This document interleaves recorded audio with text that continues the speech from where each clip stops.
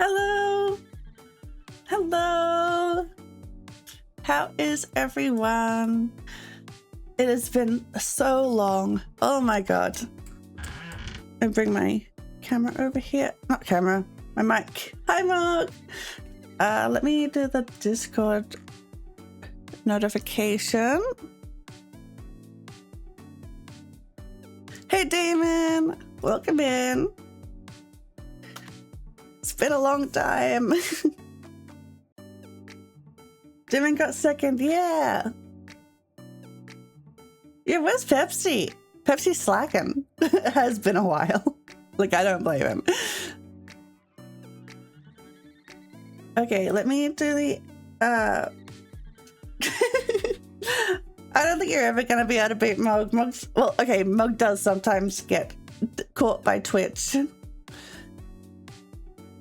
It's like a split second. Okay, I'm gonna run the ads.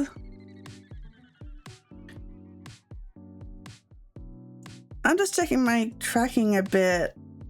I changed my light bulb in my room to a dimmer one. Thank you for the head pat. And I'm just wondering if it's bright enough. Seems to be. Okay, we're good. So how has everyone been?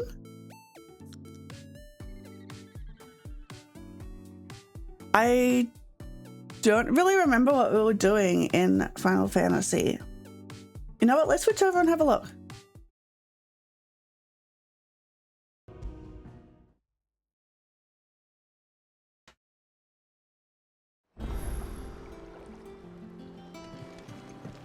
We're speaking with Otto. Much better now. That's good. I'm good. I'm good. I had a nice break, and I think I'm good. Dad thinks if the light isn't blindingly bright, then it isn't bright enough. I have to fight for my lights being as dim as they are. Yeah, I switched the lights around because this dim light was in my crafts room, and I couldn't see when I was sewing. So I'm like, I'm gonna switch the lights around, and I can have like a cozy light up here, and then the bright light for when I need to see.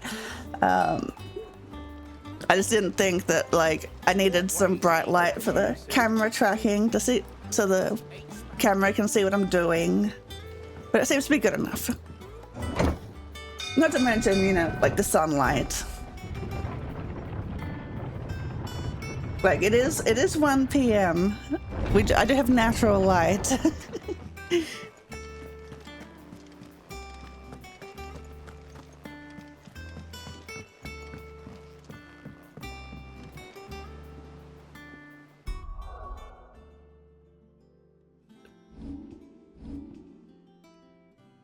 Glad returns to the hideaway and sets about spreading the glad. Oh, okay. So this is just after the Titan boss fight.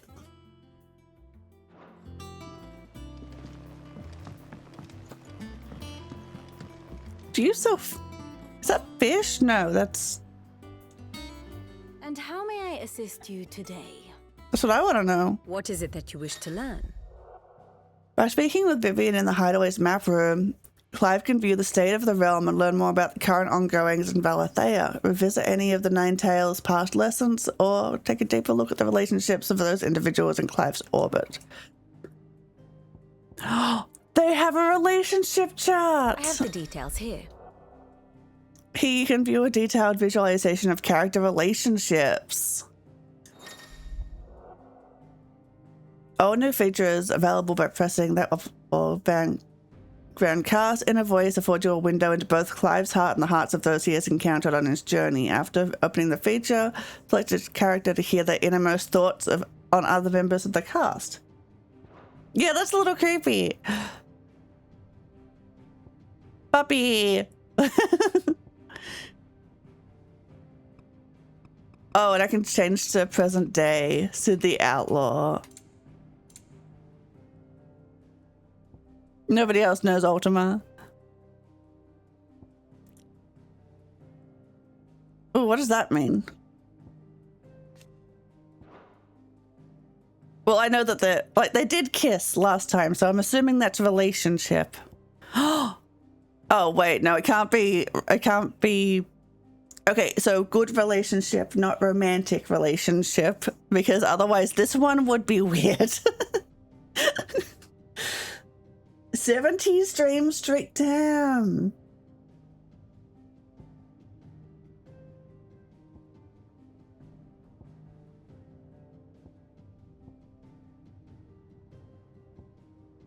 Sid's daughter. Mid is Sid's daughter. I didn't know that.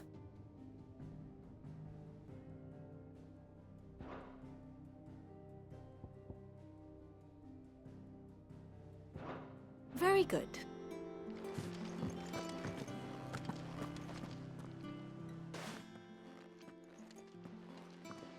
Clive, you're back. I am. And with glad tidings for once. Good ones. Hugo Kupka is no more. Well, I'll be. All of our comrades who lost their lives back at Sid's place be smiling down at you right now. We had a stolus from Lubor saying Drake's fang had fallen. I expect that was your doing as well, was it? It's a long story. One for the history books, I'll bet. Welcome home, Clive. It's good to be back. You look better. I feel it. Which means I'm coming on your next little adventure. You're not leaving me behind again. Wouldn't dream of it. Otto, any word on the Royalist movement since I've been away? Shouldn't you be putting your feet up? Yeah, you think so? If you really want to know, go and have a word with Vivian. Thank you. I will. I wonder if Clive's raspy voice is like, is it just to be edgy? Or like, is it because he's a fire guy and he's inhaling a lot of smoke? Every time she says she's coming with us, I'm like, this is the time she dies and we get Shiva felt. No! No. The conquering hero returns. And with hardly a scratch on him. I may have picked up one or two. Well, the fact that you came straight to me instead of visiting our resident physiker suggests that you picked up something more important. A scent. The scent of Waludas. The very same. But whatever plans Kupka was hatching with the Royalists, he took them to his grave. I've not seen spoilers and have no idea if she dies or not. By the orcs who'd taken over the I don't think she will. Orcs, Vivian. I've never seen such creatures in Storm before. Or at least not before like a dramatic finale. Why? Why work to rescue Kupka only to invade his home, the mother crystal of an allied nation, and let both fall? It makes no sense.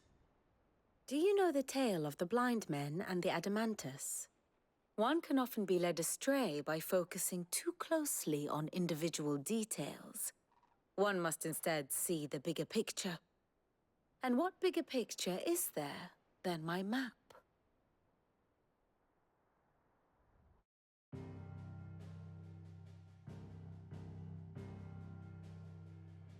The Kingdom of Waloed claims dominion over all of Ash.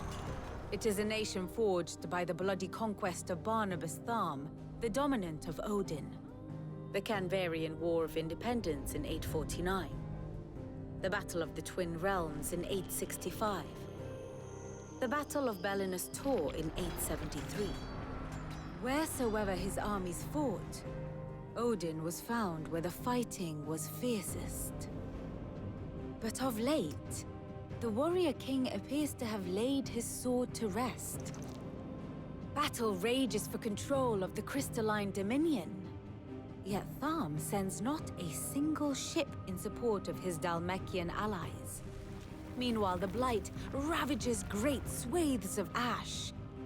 Yet warlike Waloed shows not the faintest interest in laying claim to untouched lands. What are they So up why go to? to the trouble of sending an army of orcs into the heart of Drake's Fang? only to make no attempt to claim the Mother Crystal for Waloed. It can hardly be for lack of men. Tharm's armies rival any in the Twins. No. We have not seen the last of the Waloed standard. Odin will ride again. It is but a question of when. And on that day, who will be trampled underfoot?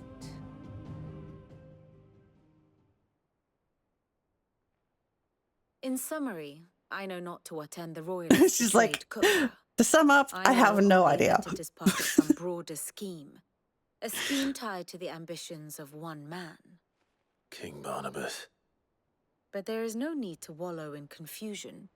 If one is to cure a sickness, one must first identify the symptoms. And your Lord Uncle has volunteered to do just that by keeping an eye on the Royalists' movements. He's really throwing himself into this.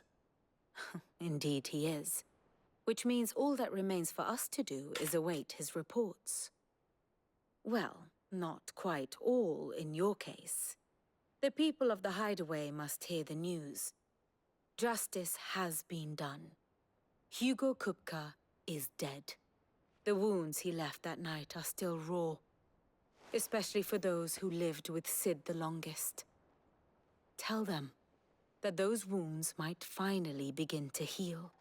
Consider it the price of today's instruction. I've never known you to be sentimental.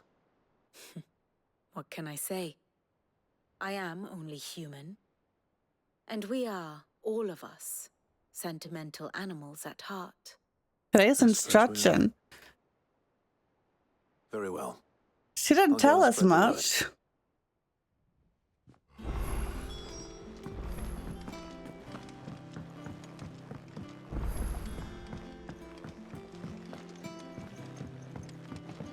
Oh, a new crafting recipe is available?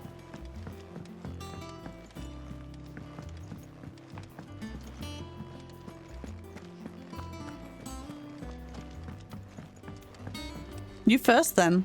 Blackthorn, do you have a moment? What is it? I'm busy. I wanted to tell you that Hugo Kupka is dead.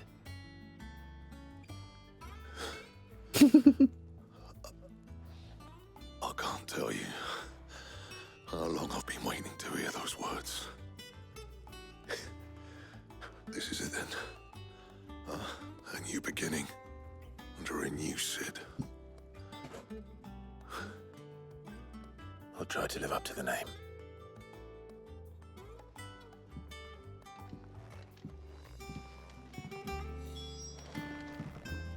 Okay, but also... Back, are ya? What do you want? Ooh. Yeah, I'll take one of those. Bad, if I do say so myself. And one of those. No scratches, all right? And one of those. Not bad, if I do say so myself. Anything else? No, that's all. Well, someone looks pleased with himself. It's true what I'm hearing, then. Nothing escapes you, Lady Karen. It's true. Kupka is dead. No more looking over our shoulders, then. Good.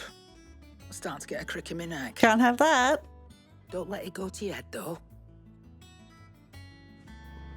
You got anything for me, though? Is it business? Oh.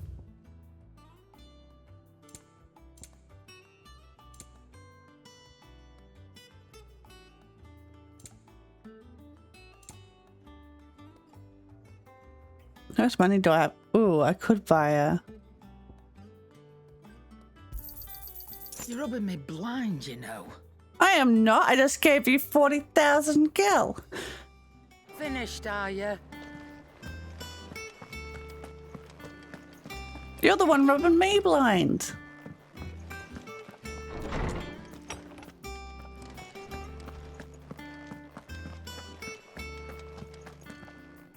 Ah, Clive. Have you come seeking the gift of knowledge? No. To share mine, actually. Hugo Kupka is dead. Can it really be true?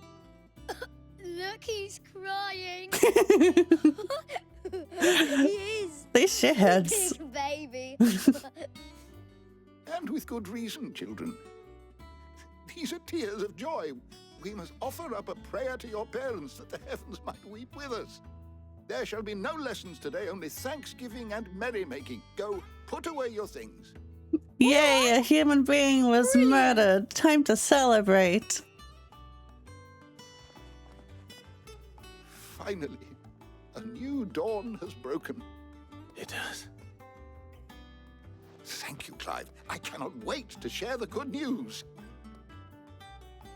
Up it is. After Kuka fell, Ultima came to me. I need to know what he is. Have you learned anything? Alas, no. And not for want of trying.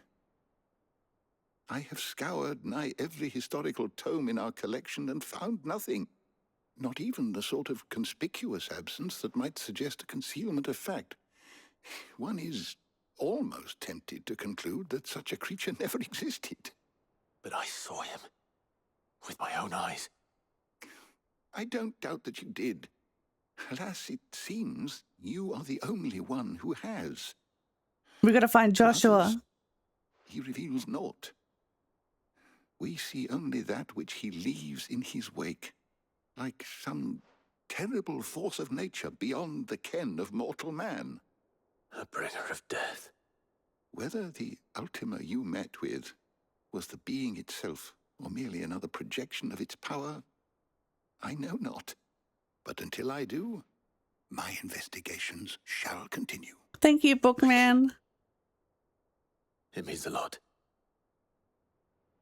Right. Let's see Hypocrisies. if Otto has anything else for me.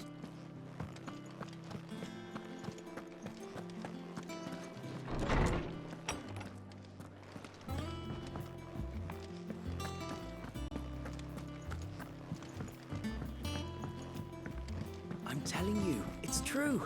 I heard it from Otto's.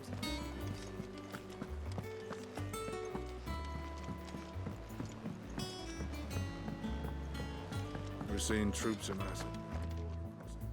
You barely sat down since you came home. Vivian got you running errands or something? I don't sit down. Spreading the word. I'm a video game protagonist.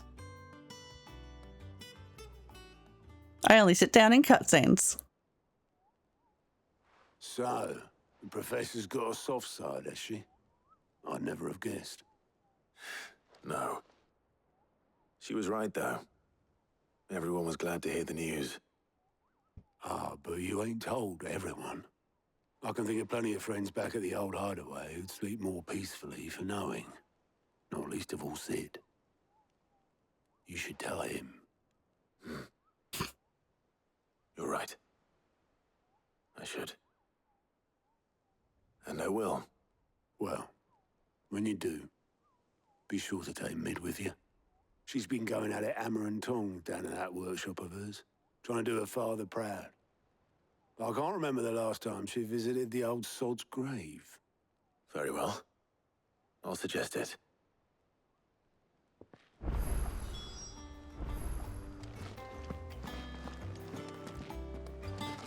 How do I get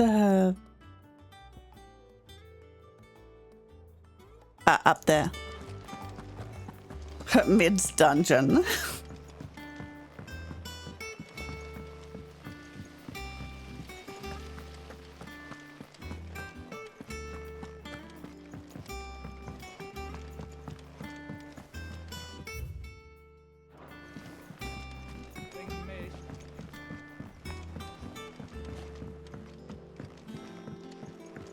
If I don't come up with something soon.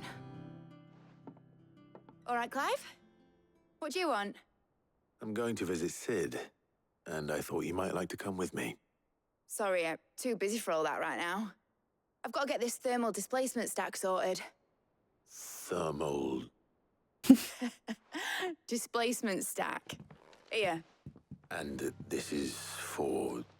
Only the fastest, finest ship the world has ever seen. The Enterprise. It is a Final Fantasy game. We've got to have the Enterprise. Me and my dad designed it together. Where other vessels rely on the fickle winds to drive them through the water, ours is fitted with mithril engines. And those things have got more push than a behemoth in a bad mood, and more heat than all the hells put together. All of them? Which is where the stack comes in. I may have already talked some tight-lipped shipwrights into putting the hull together for me in a little dockyard in Canva. But the stack's a bit more involved, so I'm building it here. Thing is, it's so involved that I'm running behind and it's starting to hold things up over at the shipyard. I'll come and see my dad, though, when I'm done. Whenever that is. Is there anything I can do to help? Good old Clive. I was hoping you'd say that.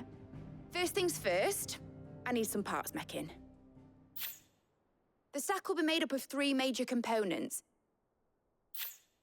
There's the plating, here, that channels hot vapors away from the engine. The helm over the top, that disperses all that heat into the air. And the shielding around the sides. That stops the rest of the ship from going up in flames. That's important. A full suit of armor, then. Probably best to take it one piece at a time. Then you'll need to start with the plating. Everything else fits onto it. I've got the designs and the list of materials here. Show these to Blackthorn. He'll know what to do. I can't make head nor tail of them. Luckily, you don't need to.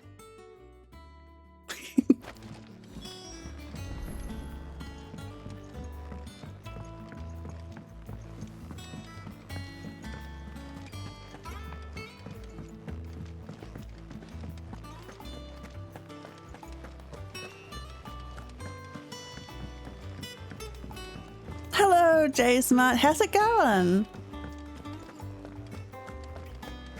We're seeing troops in. You really like Mid's accent? Well, it is British. That's what it's supposed to be.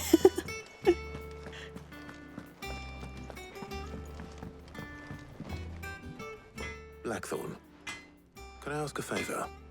Out with it. It's for Mid. This my last chance to say I'm otherwise engaged. Spare myself the arseache. Go on then. What is it this time? She said you would know. Here. Instructions on how to go about building oneself a full set of thermal plating to dissipate heat from around a mithril engine. Should one find oneself in need of such a thing. It is hard to read on that background. I mean, when someone recommends Final Fantasy games that are turn-based. Well, this isn't. It's. Well, this isn't turn-based. But I can make it. Won't be easy though, and I'll need help. Get Gavin-Otto in here, will you? All right.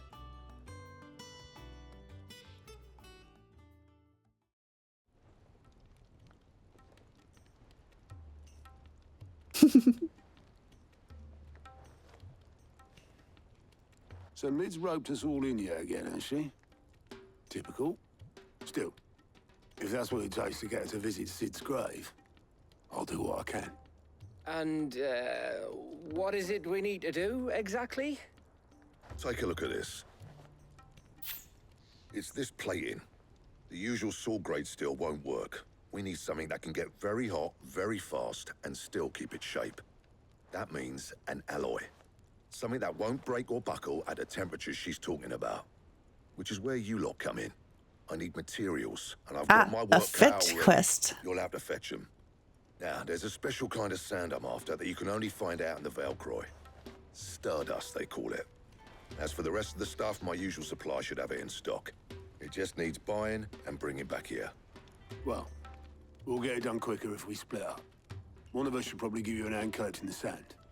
And the other can go and get the rest from this supplier. Right then. Well, make your minds up who's going where, we can get this over with. I want Gav to come with me. It's my top priority.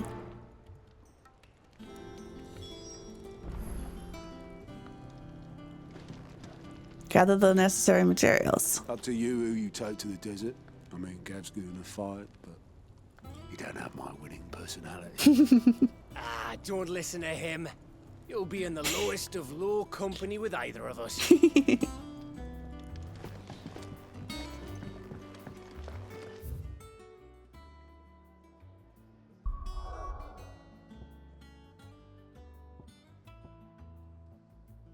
I guess this is where we're going.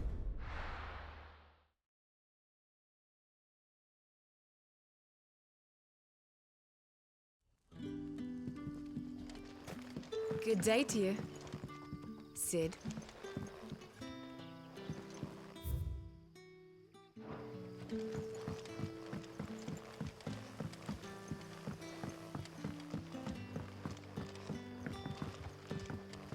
That was the wrong way. Hello, Toggle. It's all but spent.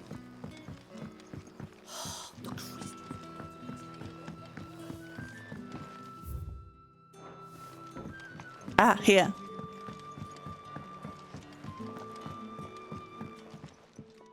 Ah, Clive. Your timing Character is writing in this game is so exquisite, good. as Every always. character is interesting. I Yeah. have a concern which you may be able to assist me with.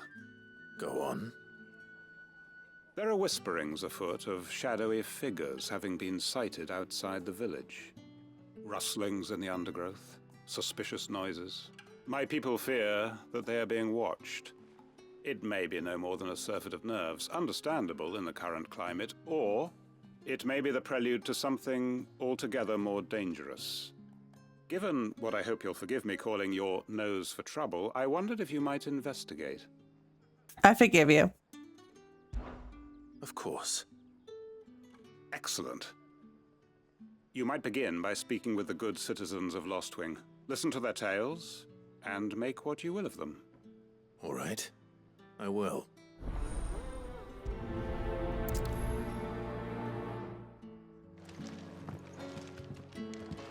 Oh.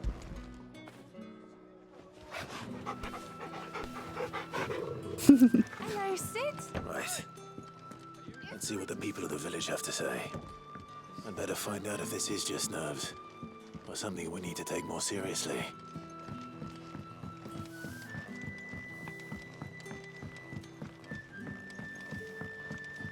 There's someone.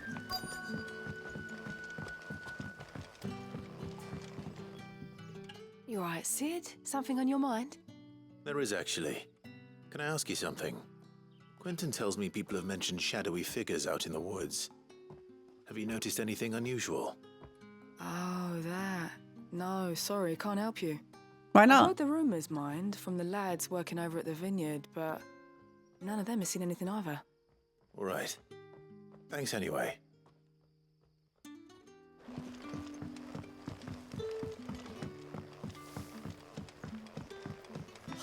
The crystals we get.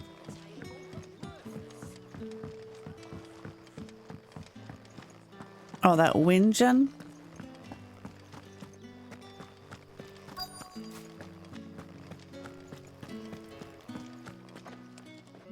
Do you have a moment? There's talk of suspicious figures in the woods. Why have they got a Have you child seen anything sweeping the out of the ordinary? dirt? No, but I've heard something. Oh, that's not a Sound child. of scraping metal, like someone sharpening a sword. That voice What shouldn't was come out of this? that face. In Lorbert's Pass. Was out foraging for herbs when I heard it, screeching out from between the trees.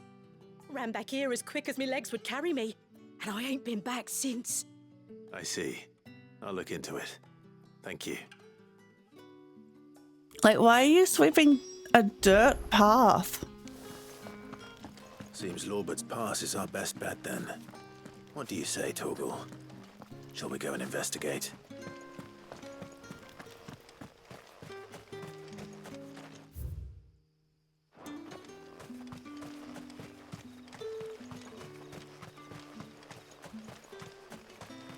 A dirt path is probably dirty, but it's gonna stay dirty. Like, you sweep enough, you're just gonna make holes.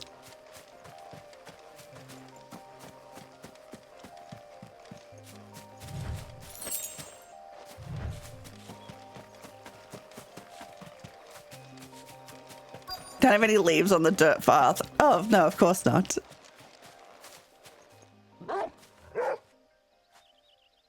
You there. Fuck! He's seen us. Fuck! Get them before they escape! Black Shields. Here. What the hell are you doing here? What is it to you? Not that we give a damn. All that matters to us is that you don't leave here alive.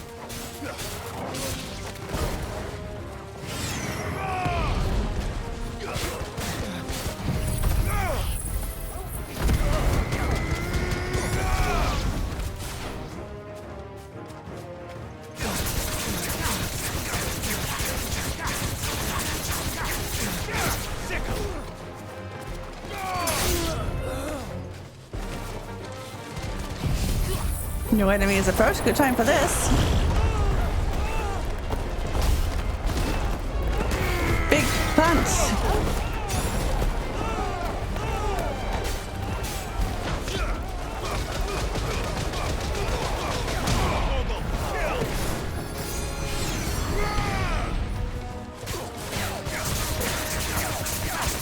Let me snap fuck. Let me so well get me too.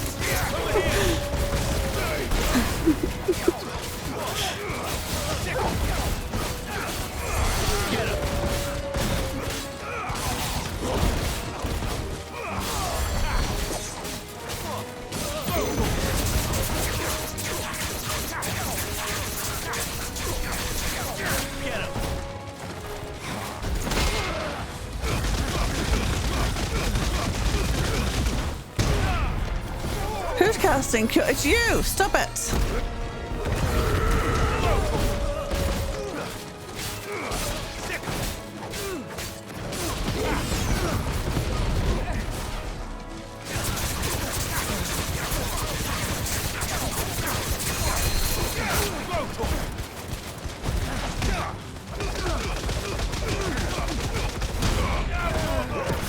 Kill the one in the dress!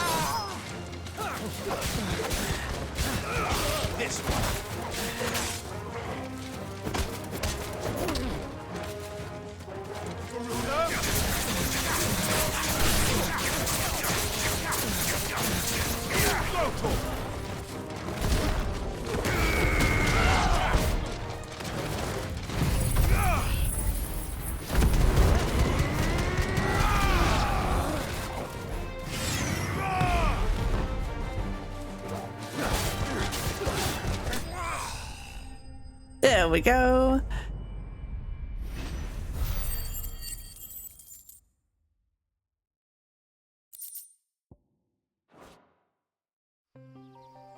Why were they here?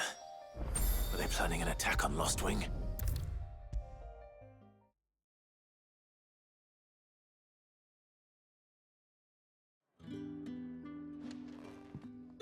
Clive, how goes the hunt for our sinister figures?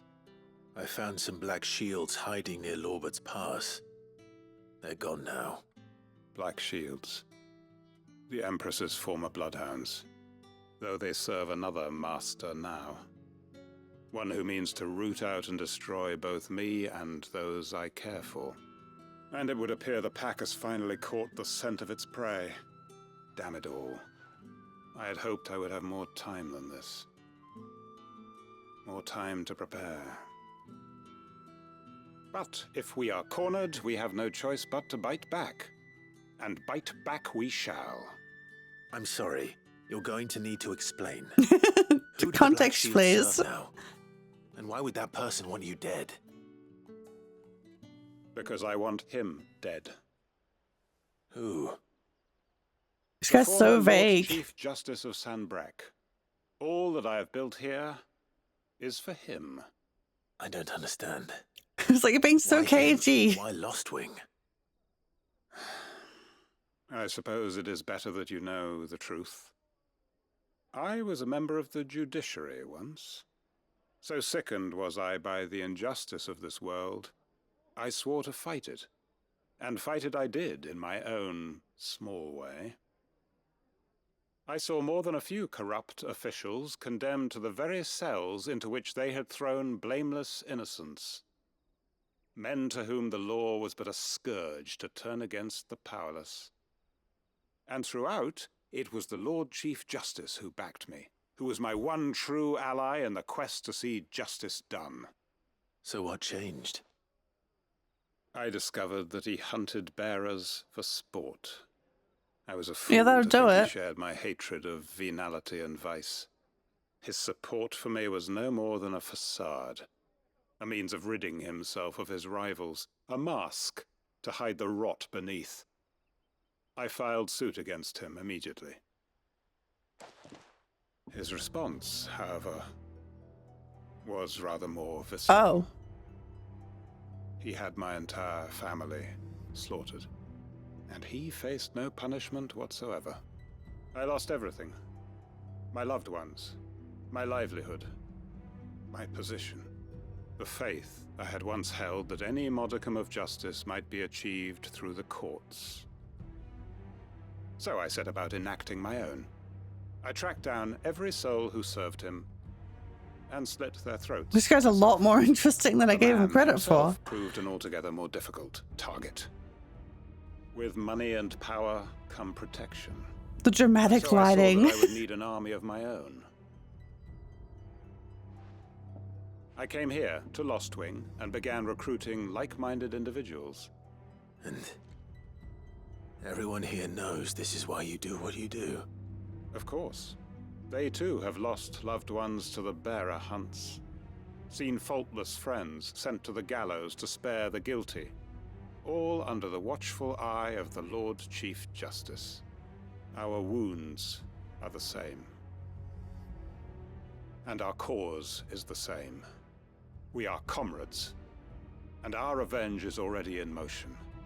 We know where he hides, how numerous and well-trained his guard. What we did not know until now, however, was that his plans may already be in motion too. Quentin. Our time is short. He may move against us at any moment, unless we move against him first. Clive's like, what have I got myself into? Friends and comrades, it begins. Make ready for war.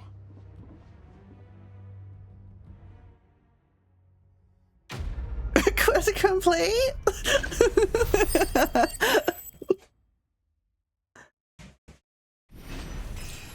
Level up.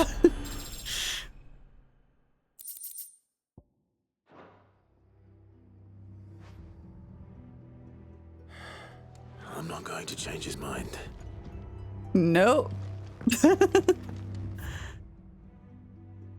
There's no follow-up to this. It's just like, yeah, okay, war.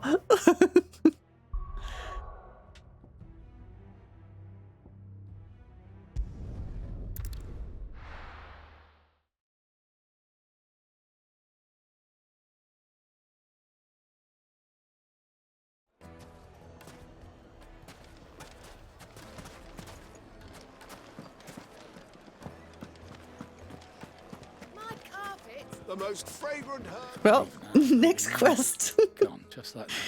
And without so much as a by your leave. What's the matter?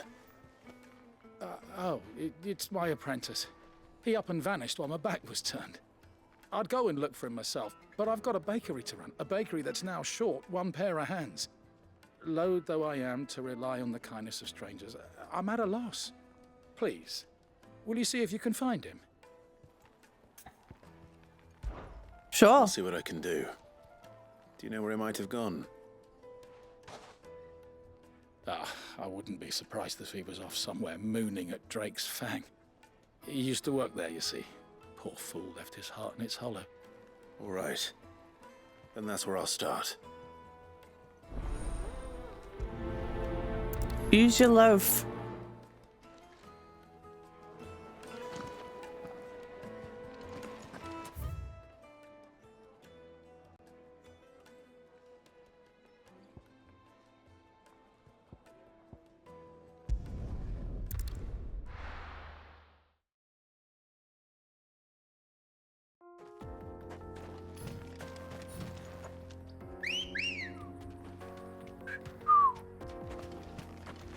Good girl.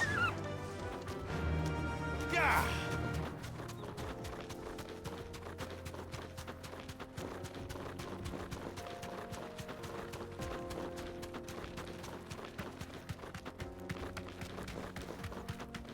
That guy looks like trouble. Maybe.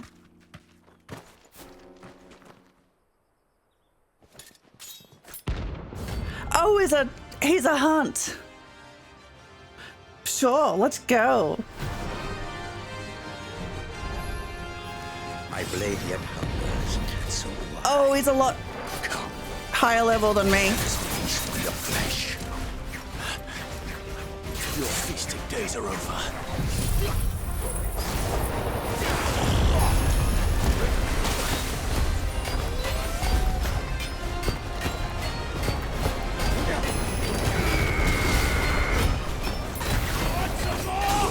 No, I don't.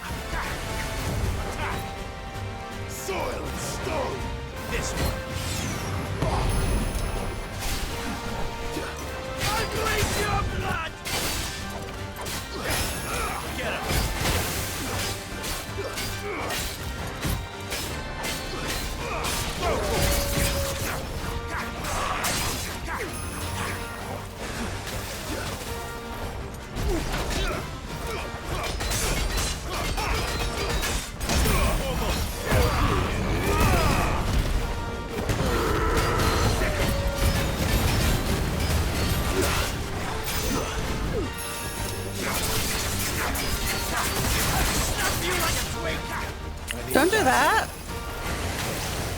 Ah! No, no, stop. Yeah, I'm not beating this guy.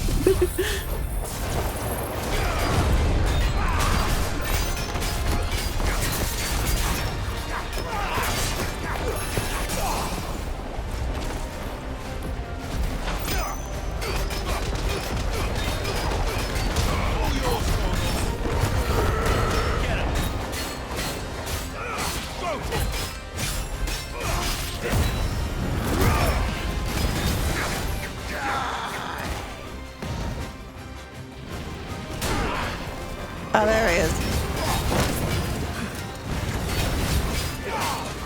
This one.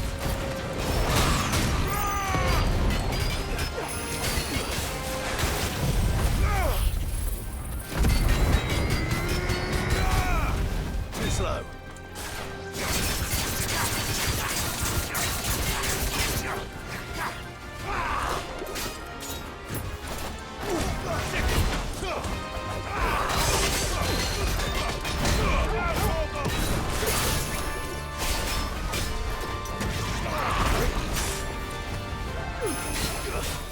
Nice try.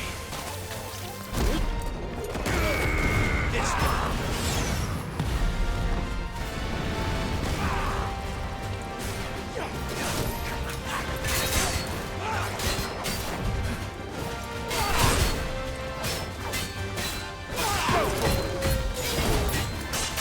Forgive me.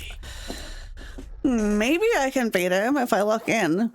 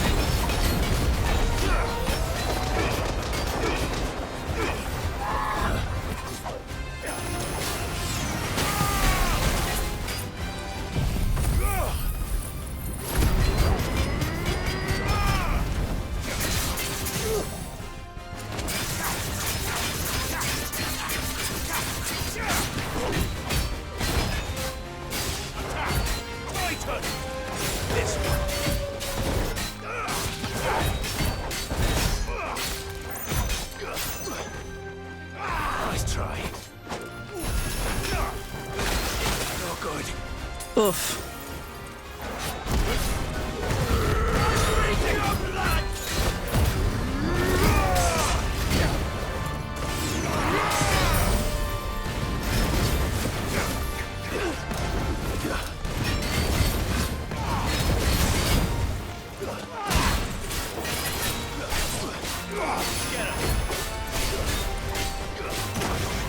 Ow. Don't do that.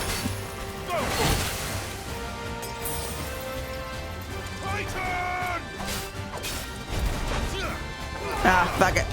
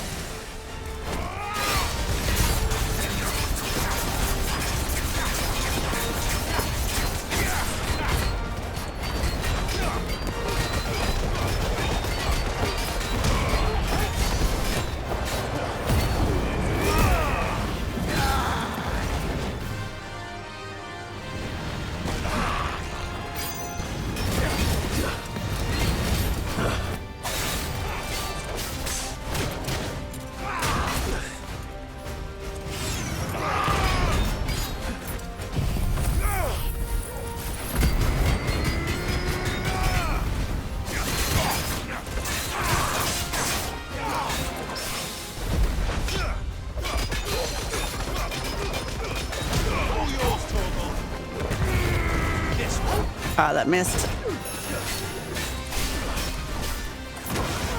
Ow.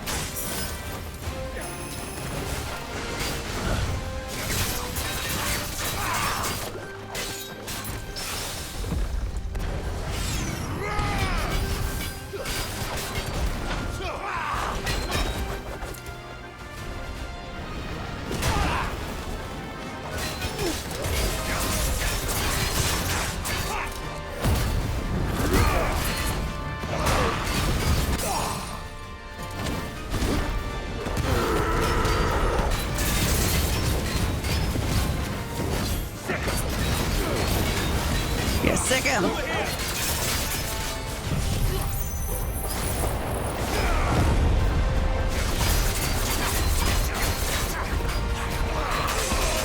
Ah. Thanks, boy.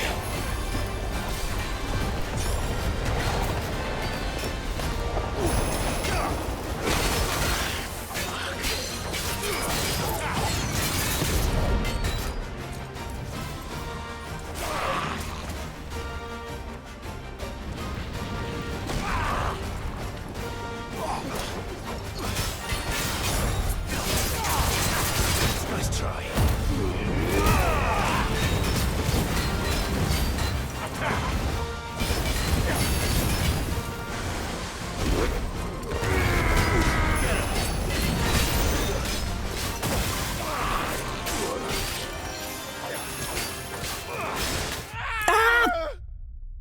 Ah!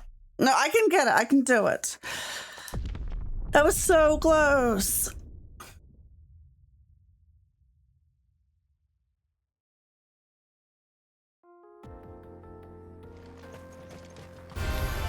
It's us or them.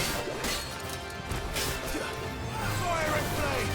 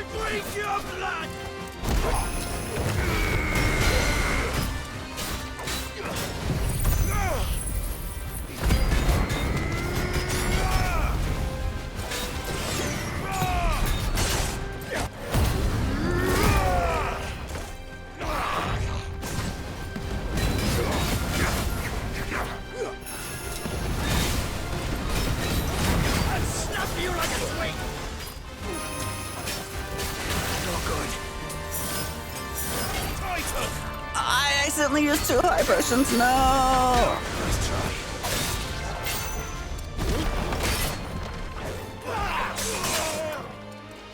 No, I'm in my head now.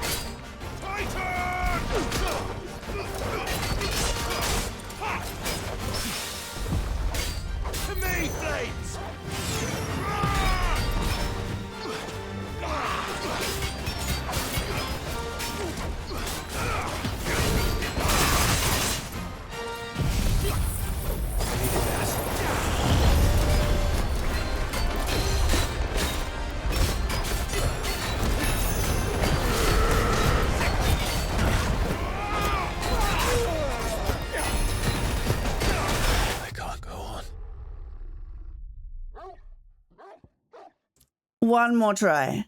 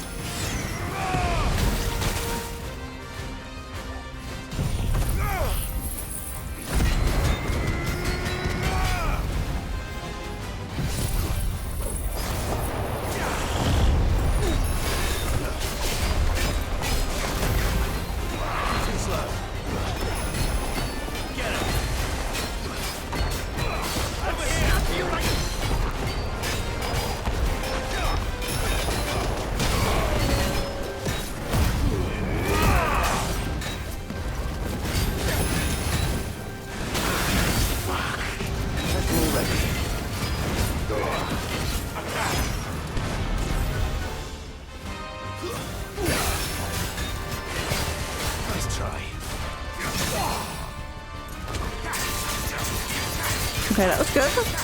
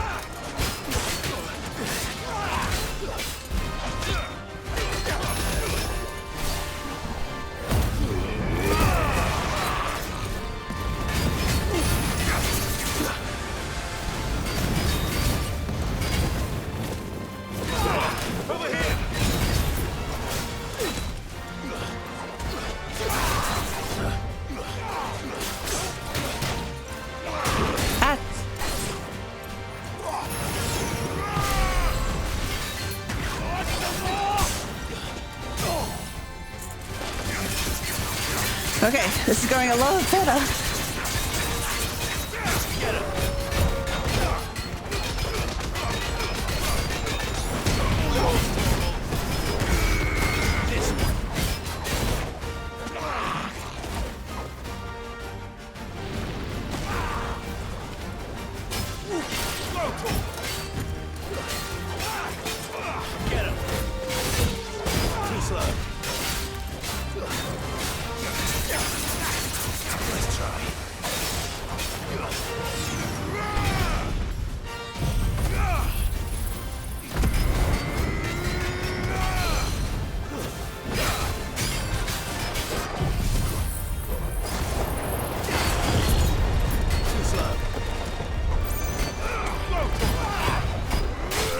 Got him!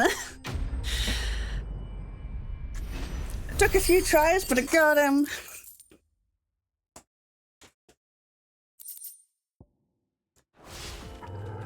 Those who kill for sport deserve no better. I'm just leaving him here. Okay. Done.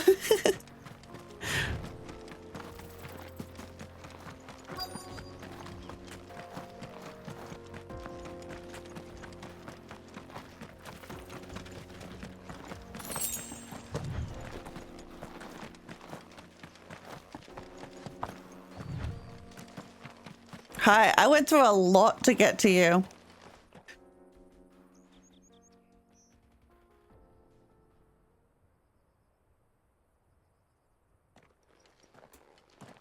Excuse me. What do you want? The baker sent me to find you. I am a sorry, selfish sod, aren't I? Certainly not a baker. Master must have ruled the day he took me in. Time was the sight of the fang used to calm my nerves. But now look at her. Yeah, sorry about that. I hated her, but she was all I knew. Worked her mines for years. And when she shattered, part of me shattered with her. I had to trade my pickaxe for a rolling pin, but I'm no good at baking. Every loaf I touch collapses. My bread's as hollow as I am. She was the only thing that could fill the hole inside me. Oh, I loved her, damn it. But now she's gone. She's never coming back. My bad. What am I supposed to do? I ask her. How does a shell of a man learn to live again?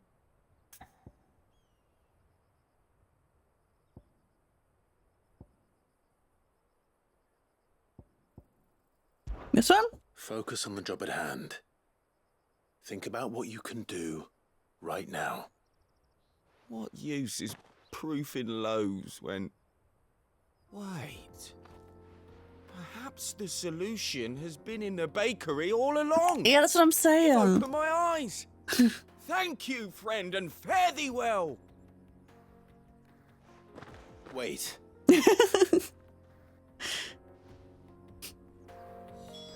Suppose he won't be needing an escort then.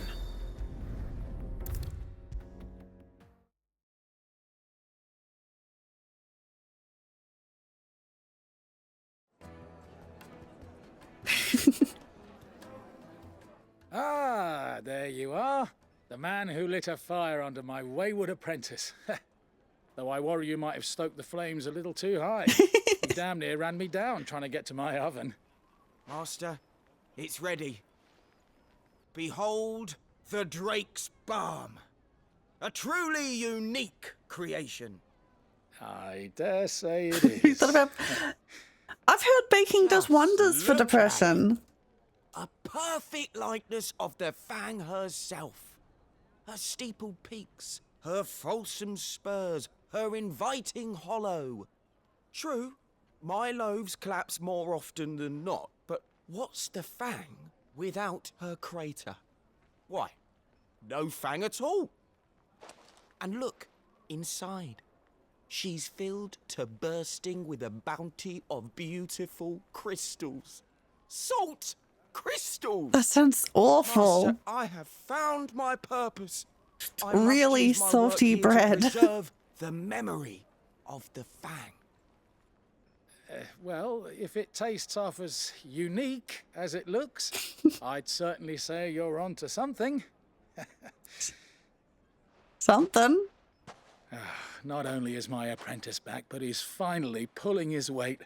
With any luck, I might even have a new delicacy on my hands.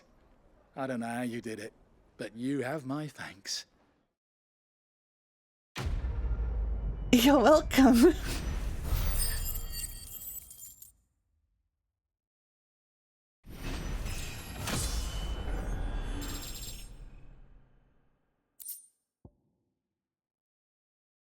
Goblin coin. Now, do some. I know you're king, herbs but and do you spices from the.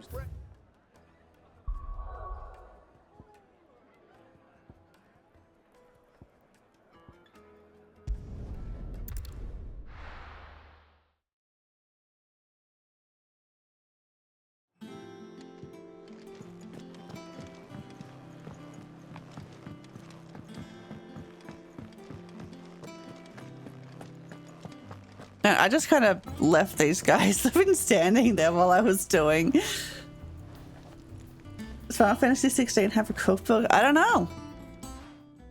You going after the Stardust then, are you? Which one of these two lucky souls is going with you? I mean, it's got to be Gav. Gav, you're with me. I gotta bring my boy. All right then. So, where do we find this Stardust stuff? There's a river that runs through the southern reaches of the Velcroy. It's the black sand that washes up on its banks that you're after. Southern reaches of the Velcroy, eh? That's down past Alamil. I'll go and scout the place out. See about hiring us a wagon to bring the stuff back to. All right. I'll meet you by the river. While you're off having a paddle, I'll pick up the rest of this stuff from Blackthorn's supply. Take care. You two, eh? Don't go letting them fleece ya. Fleece me? I like to see him try. In your own time. Iron scent? I mean, probably. I mean, we are making a metal thing.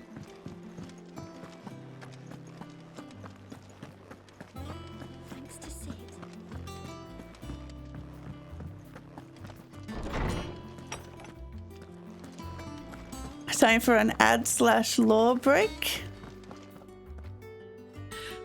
I'll run ads. The ads will be 3 minutes long, and in the meantime, I will read some law.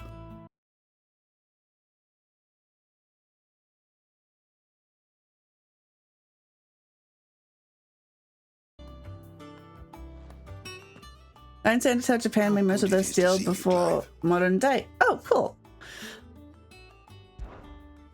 I have compiled some new entries, if you would like to see them. If you have a question for me, I should be happy to answer it. Midodol Telemon. It sounds like a painkiller, like an like Panadol. Daughter of Sid and student of young engineering at the University of Canberra. From a young age, Mid showed the same passion for invention as her father and an even greater aptitude. She is as well versed in the secrets of modern and fallen technology as any scholar in the twins and means to put that knowledge to use in service of the Hideaway. The Enterprise. The Hideaway is Mithril engine-powered flagship, designed by the father and daughter team of Sidolphus and Midodol Telemon. The ship is currently under construction in a hidden cove on the outskirts of Canberra. Imagine if Mid was a pharmacist instead of an engineer. The Free Cities of Canberra. A federation of neighbouring independent city-states located to the southeast of the Dhalmekian Republic. While originally part of Dhalmekia, the cities achieved their independence in the year 857, hoping to step away from the Republic's internal struggles and focus instead on the commerce upon which their prosperity had been built. Political power currently resides with a council of guildmasters. Prominent Canvarian traders and craftspeople. The lack of a dominant or a mother crystal to cover it, along with its considerable financial resources, allows Canva to retain both its independence and neutrality in the face of considerable turmoil elsewhere. As such, it lacks a standing army, the defense of its walls having been relegated to a small yet well-trained city guard.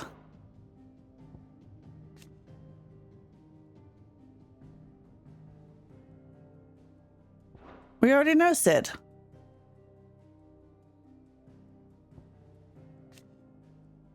Maybe we didn't know his last name was Telemon?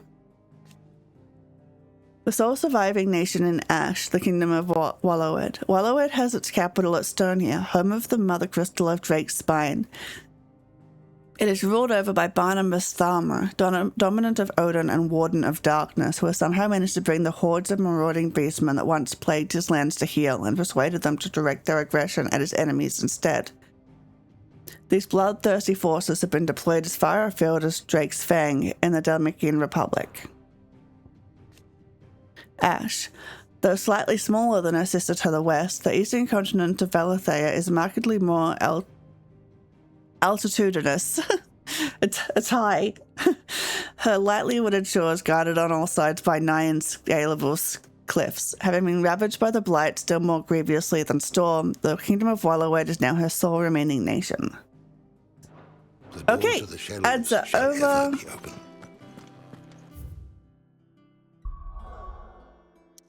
Time to get some sand.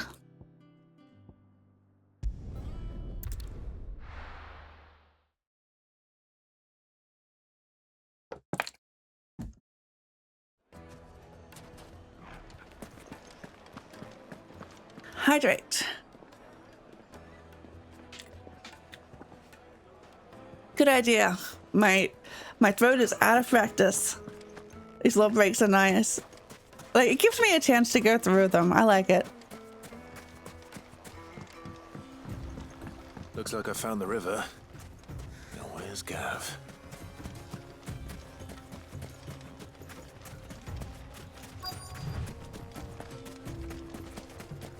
Oi, Gav.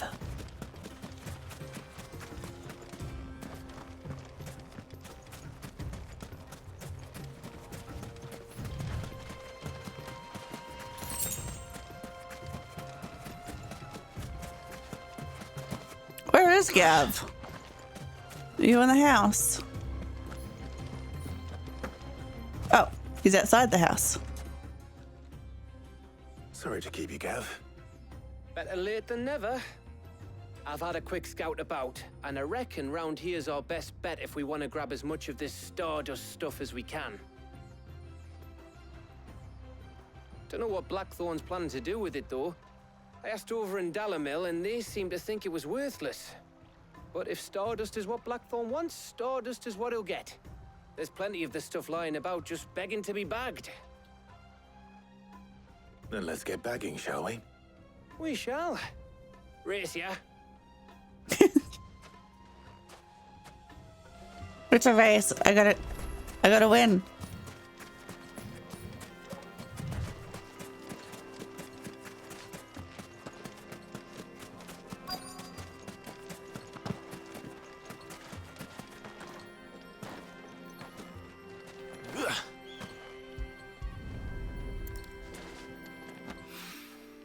So this is Stardust. It just looks like black sand to me.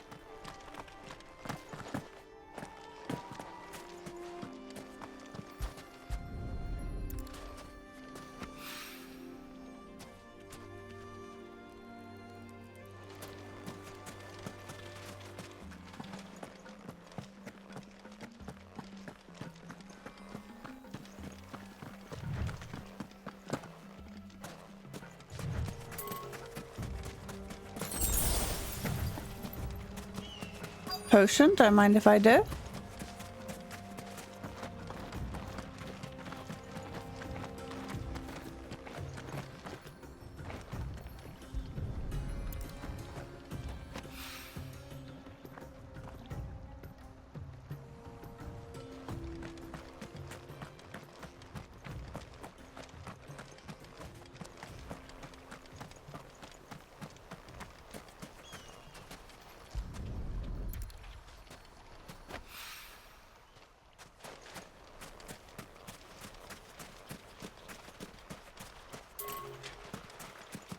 Oh no, I went too far? Okay. Maybe up here? Let me up.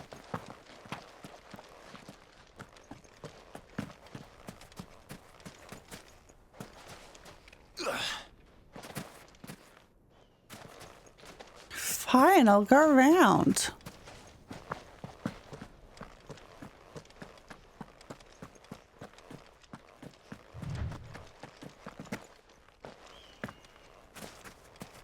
Maybe on the other side. Nope, there's an invisible wall.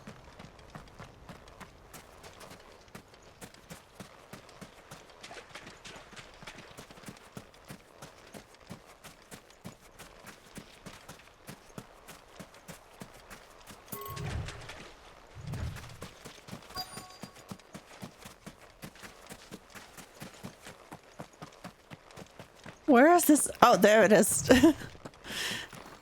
Where is the sand? That should be enough for now. Let's see how Gav's getting on. Good.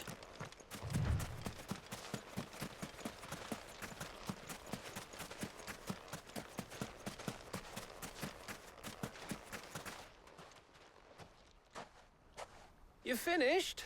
How much did you get? Enough. I hope. Legend has it that a star once fell from the heavens and punctured a hole in the Dharmekian desert, whence sprang forth the fountainhead of the River Valkyrie.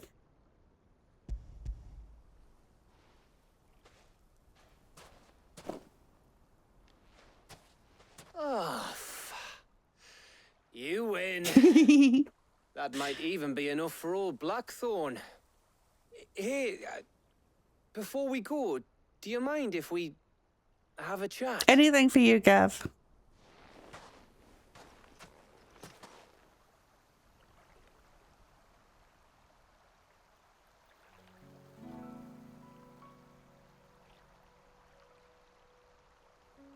If I brought Otto, would I get a heartfelt conversation with Feels like Otto? ages since we had the chance to talk. You know, man to man like. It does, doesn't it? Back when you first took Sid's name, we were talking all the time. Working out what to do in that. There was a lot to work out. And there still is. Those shoulders of yours starting to feel the strain. Hardly ever see you around the hideaway nowadays. Always on some errand or other. You can take a day off, you know.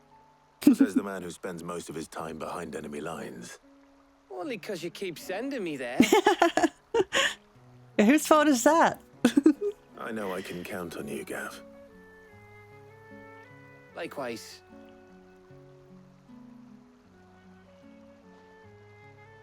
So you keep sending me wherever you need to, and I'll keep going. Aww.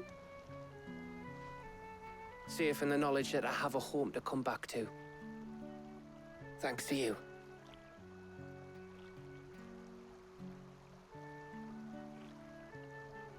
Home is where the climb is. Man, I like these two together so much. Right. That's enough soppy shite for one day. We'd better get this lot back to Blackthorn before he slings his hammer at someone. You go on ahead. And try to get some rest once you're there. Oh, I plan to. Believe you me.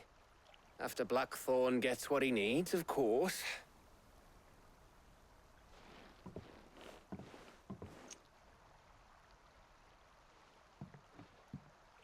Right.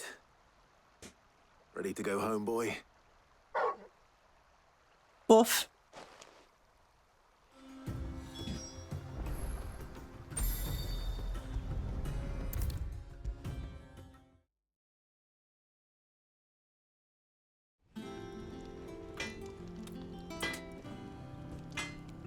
Did you have a rough time, Otto? Got everything Blackthorn asked for. How'd it go over in Dalimil?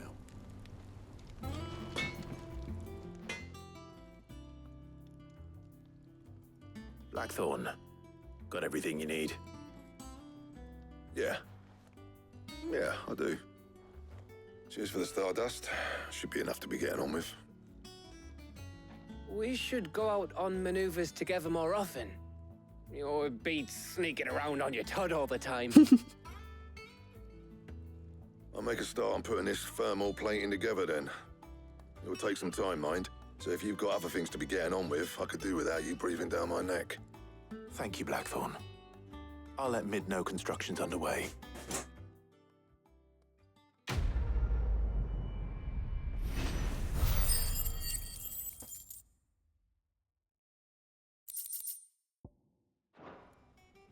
Suppose we'd better be getting back to work too. Give us a shout if you need anything.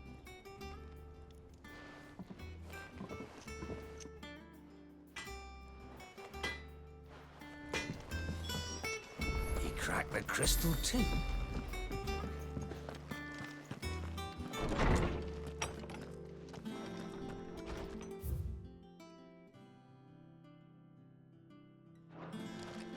Just the wrong way.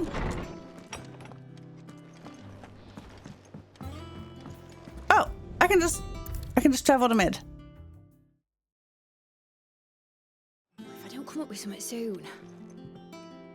You'll be pleased to hear that Blackthorn's started work on the plating. Excellent. 1 down, 2 to go. So, what's next? The helm, of course. For this, we'll be repurposing fallen scrap.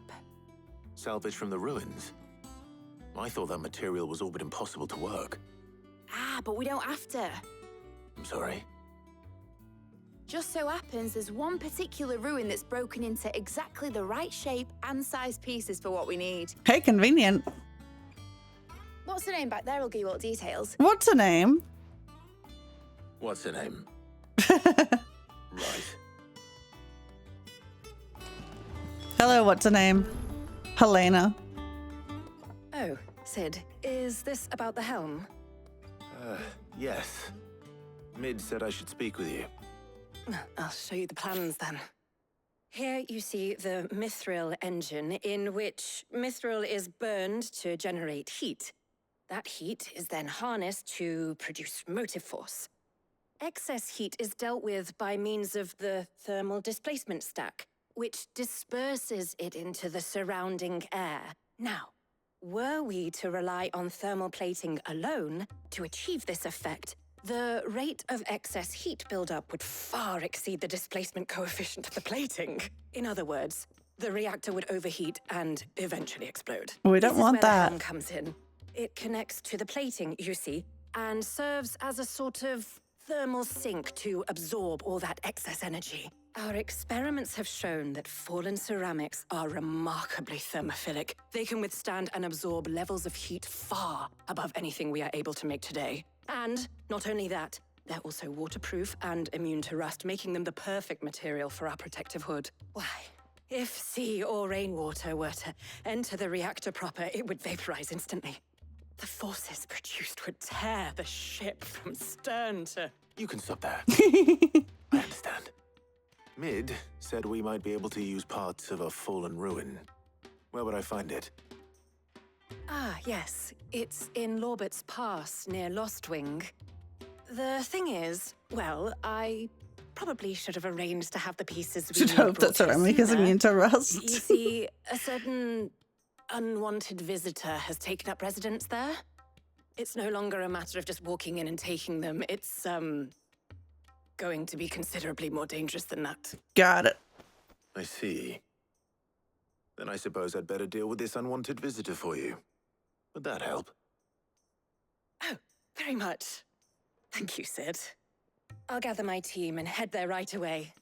We'll meet you outside the ruins.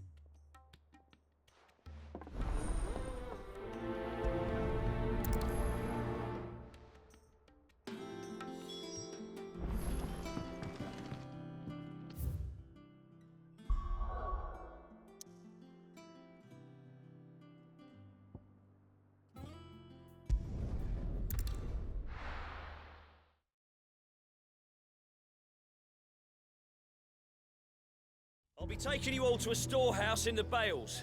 Leave anything you don't need behind. Oh, right. The war. So that's still happening, is it?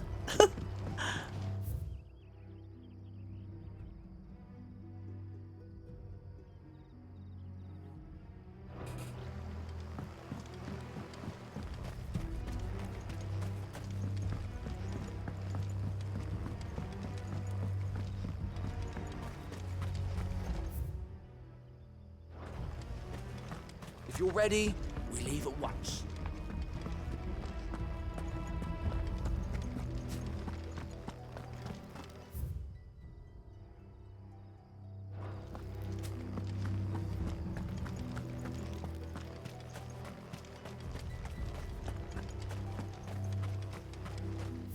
It's the right way? Yes, yes it is.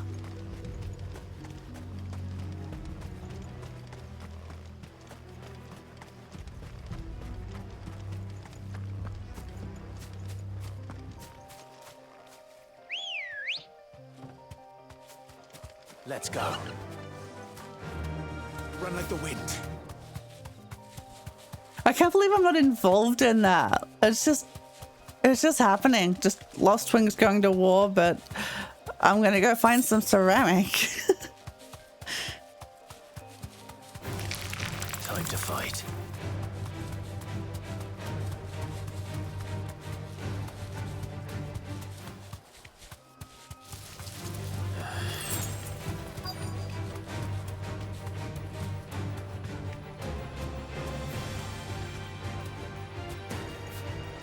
Going to a war, you're busy making... Yeah.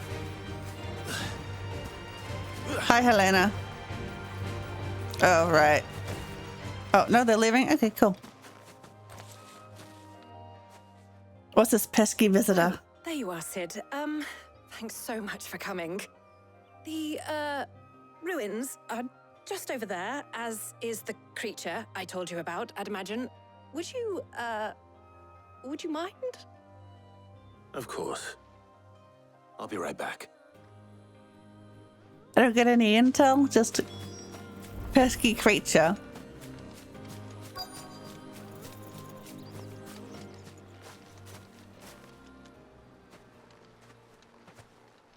Anybody home? Here's a box over there. Woof. Oh, it's Nariman. This must be our unwanted visitor. Time to go.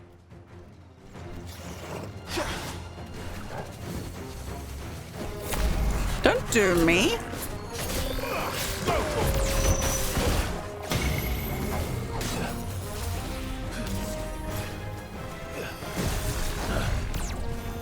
Too slow.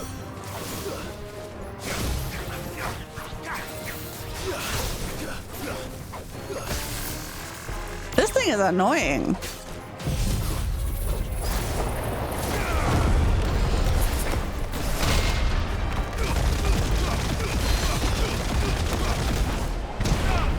That was weirdly cinematic.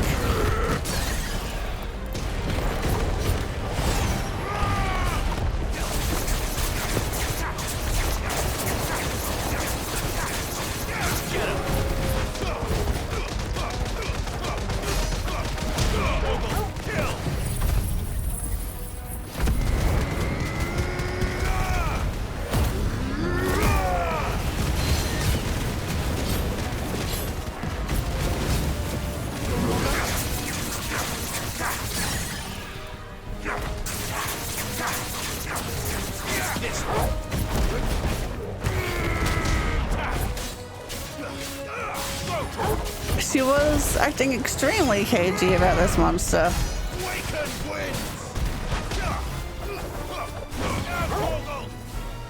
Maybe she was just really scared of it. She didn't want to say it out loud.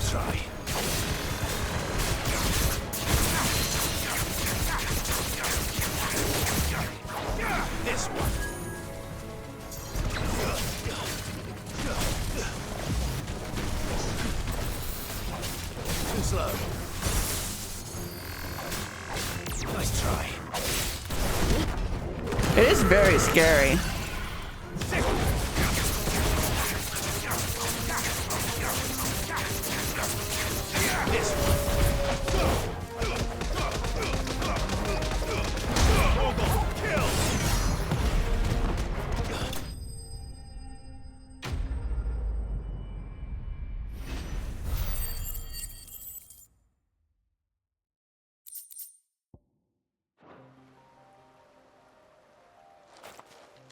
The things I do for you, Mid. Sid!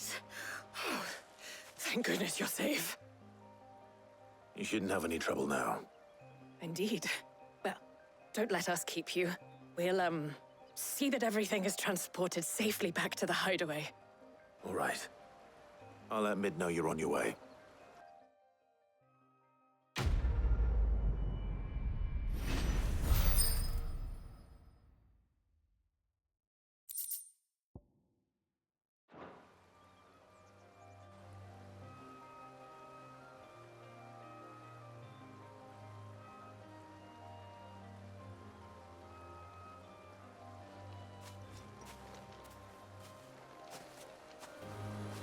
Hey, what was that box?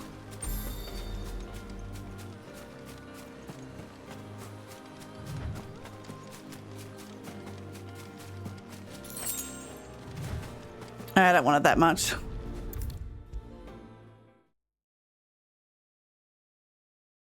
If I don't come up with something soon. Mid.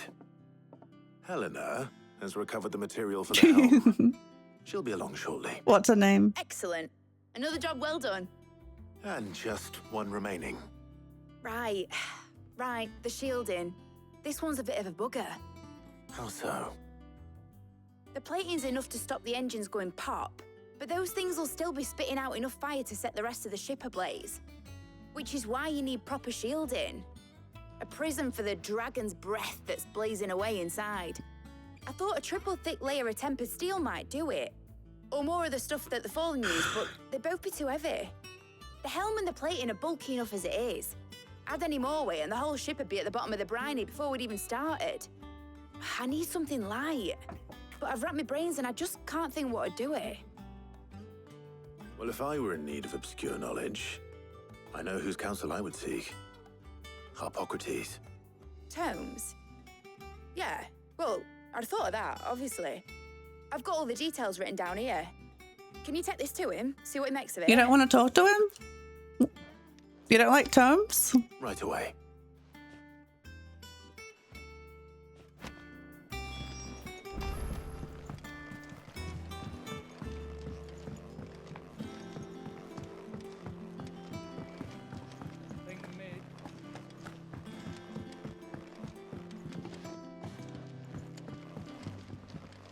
This way would probably be quicker.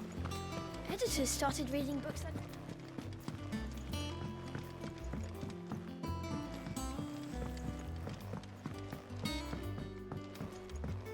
Yeah, he's great.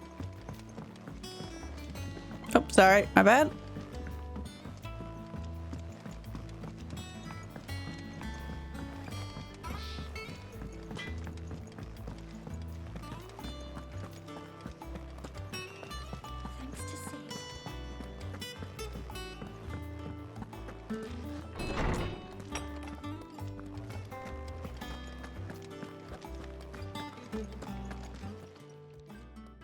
Harpocrates, do you have a moment?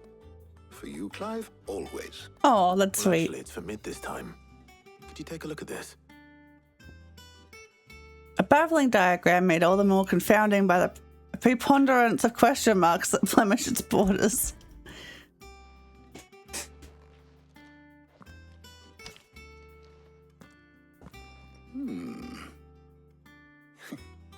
Shielding for a mithril engine? Whatever will that girl think of next? And what are these notes around the edges? She has some specific requirements for the materials. The shielding needs to be able to resist extreme heat on the inside, and yet remain cool enough on the outside not to set the ship alight, while also being light enough not to sink it. As you can imagine, she's struggling to find anything that meets her needs. I see. I wondered if you might know of a solution, or if you might be able to search the records for one. Perhaps it is not a different material she requires, but a different approach. What do you mean? Consider the lake we have made our home. Its blighted waters eat away far more quickly than fresh water or even brine, at timber and steel alike. And yet, we have made a home here from those very materials nonetheless. We have. But Bardolph must varnish every board twice over to keep it from rotting. And Obelus complains that without a constant supply of pitch. I see.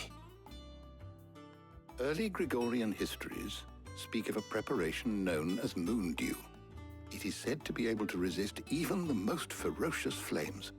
Before the dragoons tamed the worms and wyverns of the realm, nobles would daub their castle walls with it in order to guard against dragon fire. So if we could recreate it...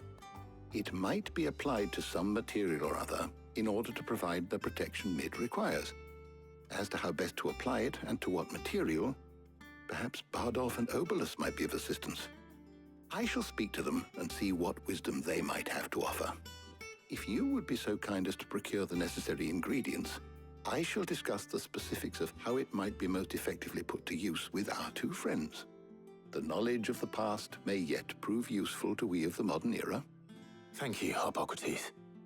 And since you're asking others to help you, perhaps I should too. It seems like figuring out this puzzle should have been the first bit. Like before we went out and got like the stardust and all that. Like we didn't even know if it was possible. Why? So you need a hand, do It should you? come first. We do. Pepsi, there you are. I'll be heading to market for the ingredients we need. I could do with some help. And some company too. The other can assist me in researching how best to prepare the shielding itself. Can we count on your aid? Always. Pitch drop experiment. No, I don't. If Jill's game. Thank you. I am sure either of these fine young minds would prove indispensable in my research. I leave the decision as to who will go with whom in your capable hands, Clive.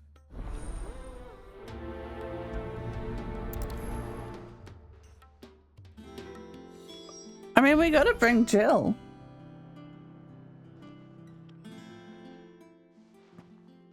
So, Clive, have you made your decision?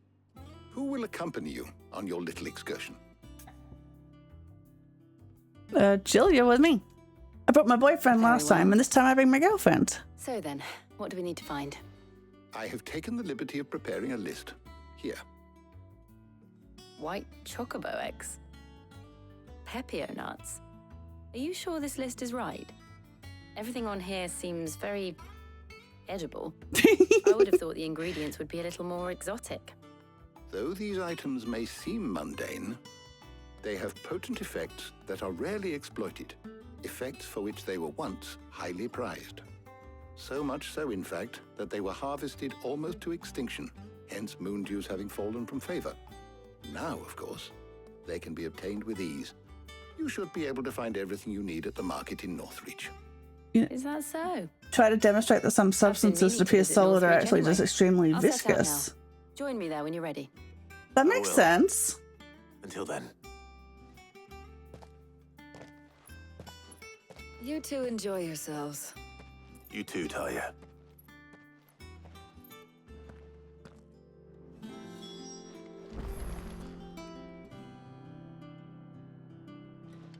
Make for the markets. We're going shopping.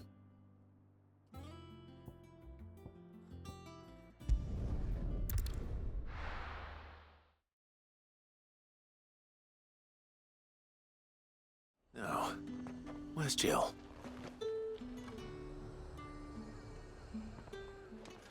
There's talk that the class...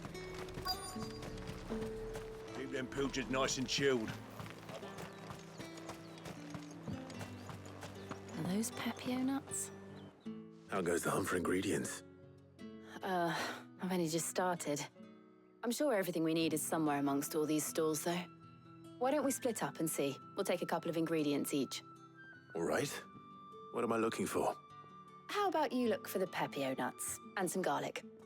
I'll find the other things we need. We can meet by the gate. Our ship's gonna taste amazing.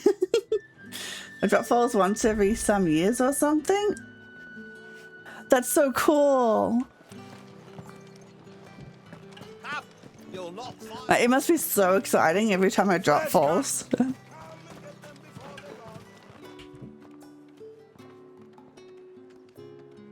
Any friend of the innkeeper is a friend of mine. I trust it's all here.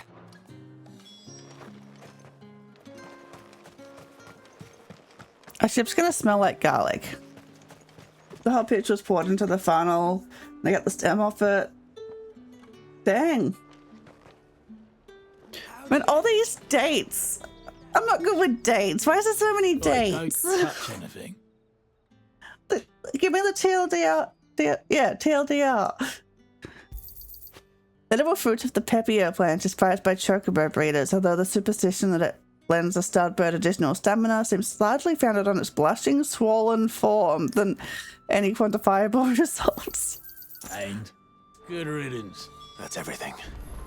Let's see how Jill's getting on.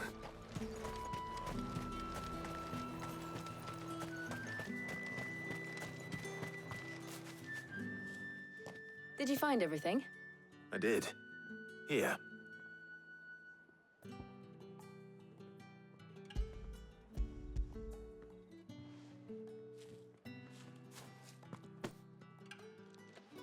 Garlic and pepio nuts. Perfect. Now all that remains is for Harpocrates to somehow turn all this into what Mid needs to keep her engine cool.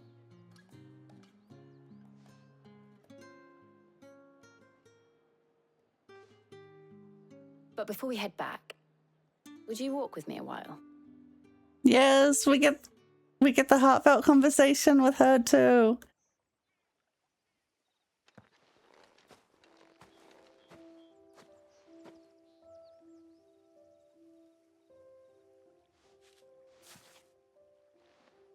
Thank you for asking me to help you today. It makes a nice change. It does. It's good to get away from all the battle and bloodshed for once. Just being here reminds me of when we were children. Do you remember walking down Market Street in Rosalith, taking in the sights and smells? How could I forget? What with Torgal's antics. Remember how his nose would prick up at the scent of sausages? He'd go racing away and we'd have to go running after him. We wouldn't catch you now, would we, boy? It's like, not a chance. Is there anything you wanted to buy for yourself while we're here? There was, yes. Well, sort of. Molly in the kitchens told me about a place that sells particularly good pies. Thought you might like to share one with me. I would. Pie date? Thank you. Yes, picnic. And I saw some bread.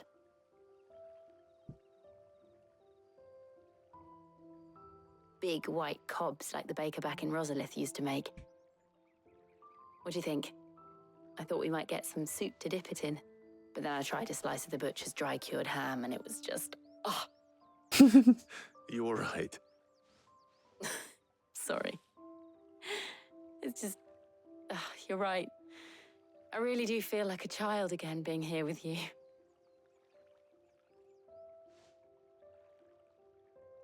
Clive. Is it wrong of me to enjoy this? Why would it be? No, Jill. This is how life should be. And it's how our lives will be when our work is finally done. When we can live on our own terms. I hope so. Thank you, Clive. No one saw the seventh drop because the supervisor stepped out for a drink. Imagine. That'd be so good, right? That's so funny. Well, I suppose we better be getting back. I need to give these ingredients to Harpocrates and Talia. I'll see you at the hideaway. Take care. I will. You too.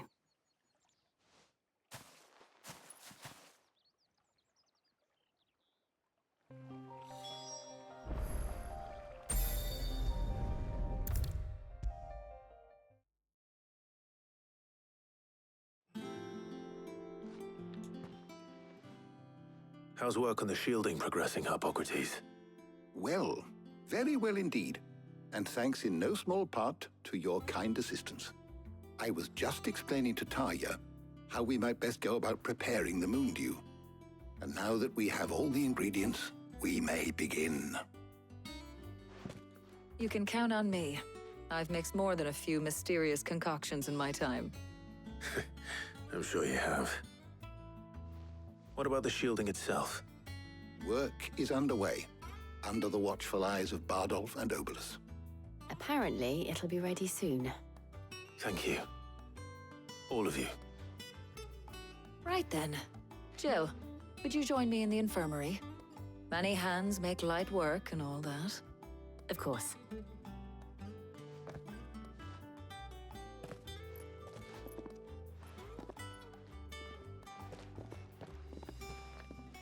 Oh, and Clive, thank you.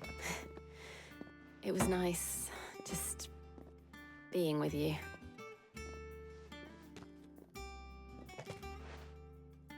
It appears our work here is almost at an end. A shame. I was enjoying playing the man of action for once. When both the shielding and the Moondew are ready, it will merely be a matter of applying the one to the other. Followed by a rigorous process of testing and retesting, of course. Perhaps someone ought to warn young Mid of that. Leave it to me. Thank you, Hippocrates.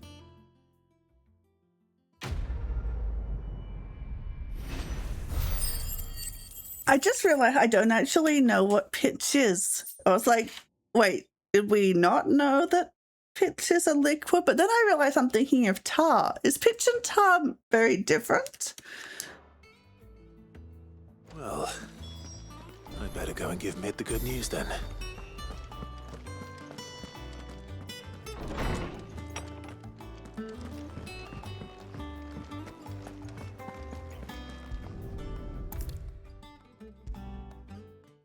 Now you're watching the pitch drop.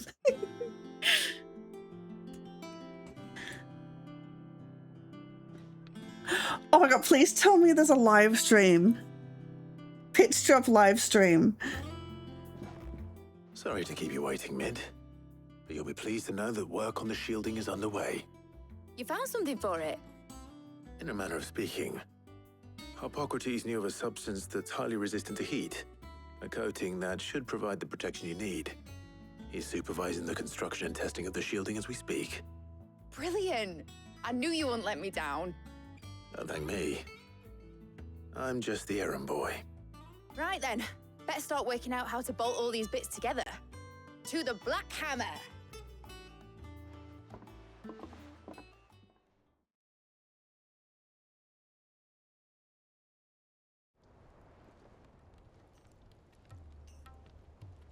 You know, when I got into the smithing game, I thought I'd be making swords and shields, not thermal bleeding didgeridoo-dahs. Displacement stacks. Same difference. Whatever you call it, I ain't putting it together in here. It's cramped enough as it is. Let's take this outside. Mid, you get all the parts lined up on the deck.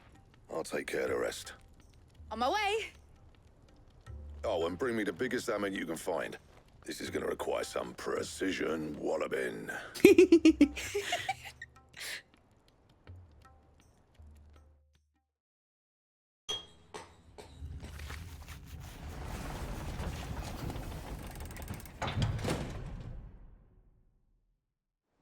Sometime later.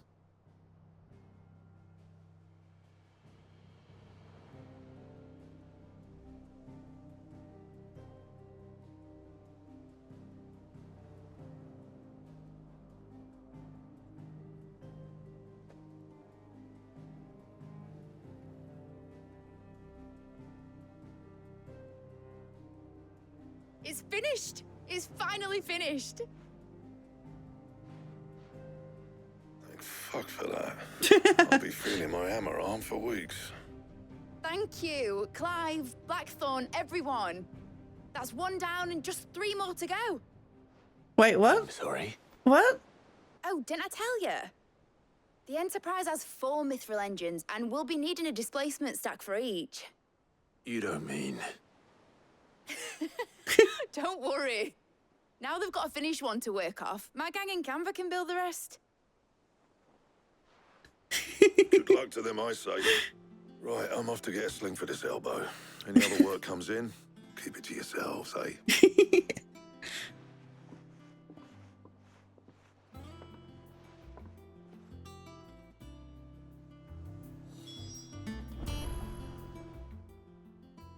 What's the matter? Nothing. Just daydreaming. Thinking about the Enterprise sailing off over the horizon to shores unknown, searching for a land untouched by the Blight, just like me and my dad planned. So if the worst came to the worst and every scrap of soil in the Twins turned black, we might still have a chance. That's what she was meant to be. You see, one last chance just in case we needed it. But now she's so close to being finished, I've realized I don't want her to be that. I don't want her to be just a lifeboat for us to cling to if things get desperate. I want people to sail aboard her by choice, not from the lack of it. In a world where we're not just trying to survive, but where we can actually live. I'm working on that. That's a I'll do goal. everything I can to get you what you want. Don't you always? All right. My mind's made up. As soon as the Enterprise is fit to sail, I'm putting her under your command. Sod our plans. I'm trusting in yours. Put the website up on the disc. Something tells me Nice. it's what my dad would have wanted. He'd be proud of you. You were gonna visit his grave, weren't you? I was. And you can come too now that your little project is finished. Right. There's just one thing I need to finish up first. Won't be a mo. All right. I'll let Otto know you're coming. Meet us in the mess when you're ready. Aye, aye, Captain.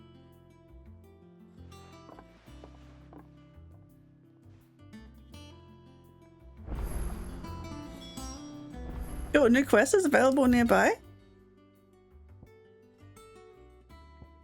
At the reading table. And one here.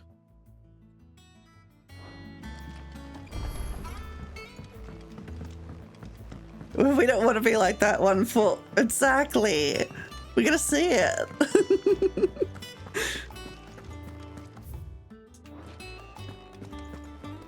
He cracked the crystal too.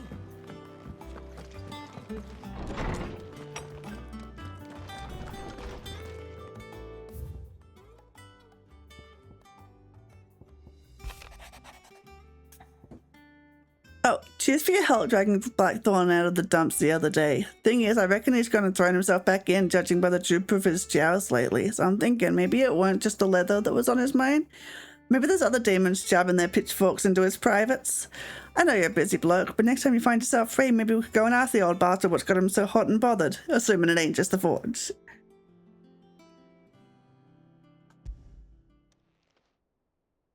Hopefully it's nothing. But I should speak to Blackthorn just in case.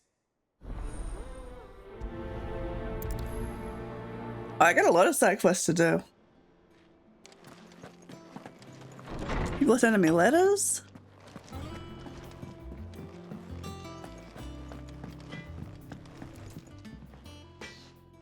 Blackthorn, do you have a moment? Not really, no. This won't take long. I just wanted to ask how you're getting on. August was worried about you, and you might still be doubting your craft, even after learning the trick of that cuirass. Is there something else weighing on your mind? Perhaps sharing your thoughts might help. That bastard's like a dog with a bone. Still, he's got a keen eye, I'll give him that. He's just, well, Karen showed me something. Something I've never seen before. Again? And that was? Karen, stop showing this guy things. An odd-looking thing with a single-edged blade. The metal itself wasn't anything to write home about, but fuck me, the edge on it. You could slice a man clean in two with a weapon like that, and he'd be halfway home before he even realised he'd been cut. So that's what's troubling you? Nah, not troubling me exactly. More distracting. Can't stop thinking, how do you get an edge that sharp? It's driving me mad. Any day now. And if you knew how to do it, we could arm the curse breakers with even better blades. That's about the size of it, yeah. I'll see what I can find out. Sharper swords are always welcome. And we can't have our master blacksmith being distracted. You're a soft touch, you know that. But I can't say I'm not grateful for it. Good luck, eh? Thank you. Let's see what Karen knows about this sword.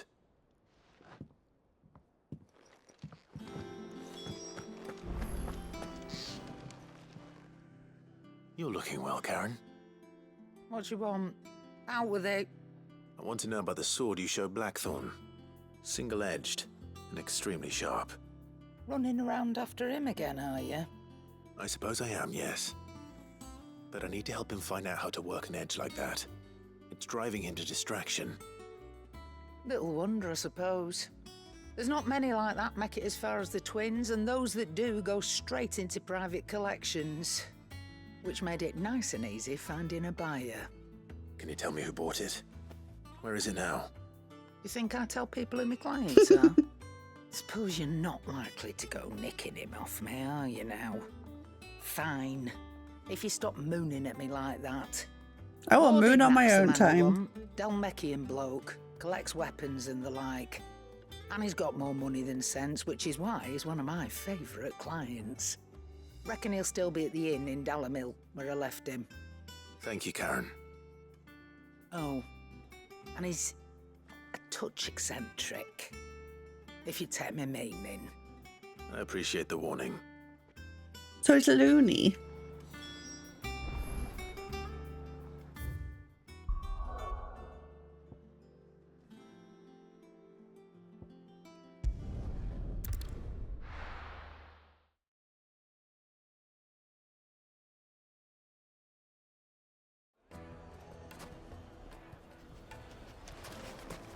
People take notice of wealthy men. Shouldn't be too hard to track down Karen's collector. Its fang is gone. The whole mother crystal gone. What are we gonna do? Calm yourself. Here, you. Listen, I've got this theory. Could be. I don't think they all fell. Some of them are still living among us. You could be one of them. I could be one of them. Interesting theory.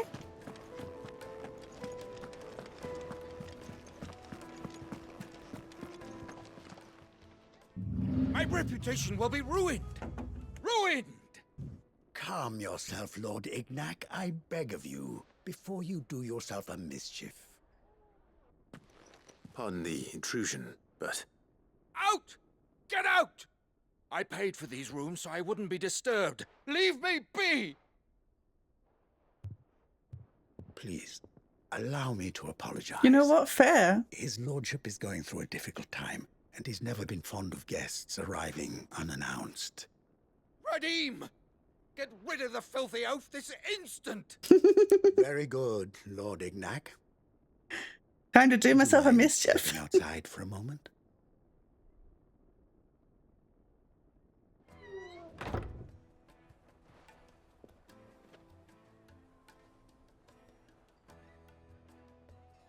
I'm sorry if I've caused you any trouble.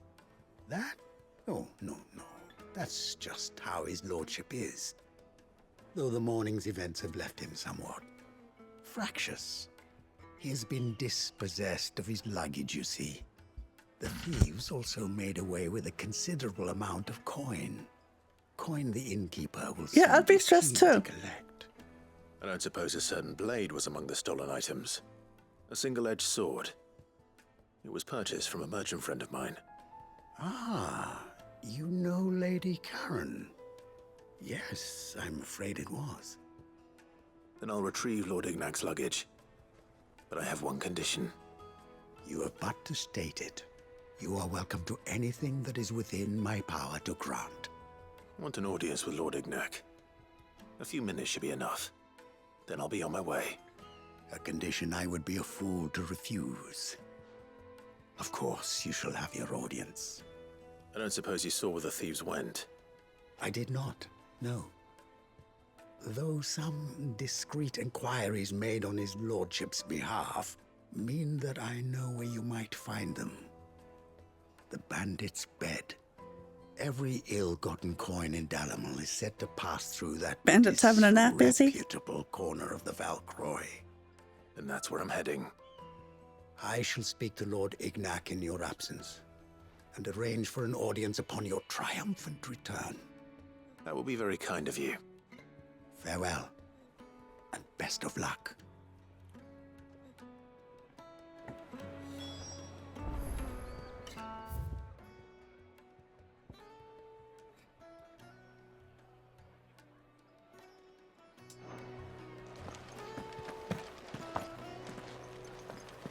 Fine, I'll go down the slow way. Is the right way? Yes.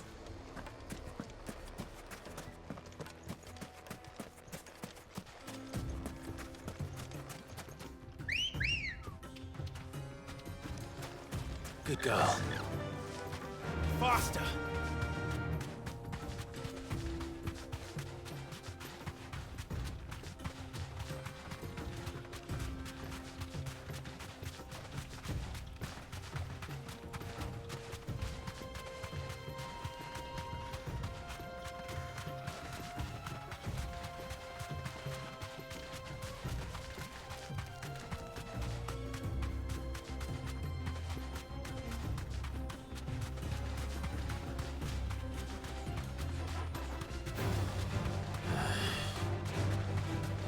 Stop sighing, Clive. We're not actually gonna fight him.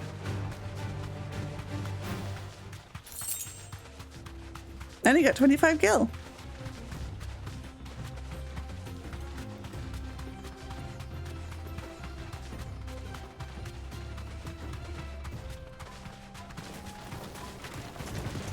All right.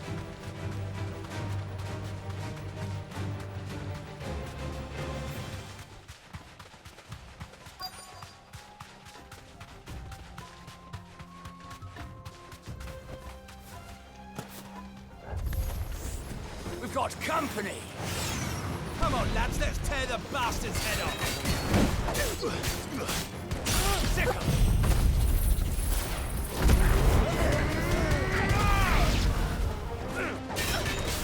The innkeeper. He makes the beds. No, there was a bed maker for that.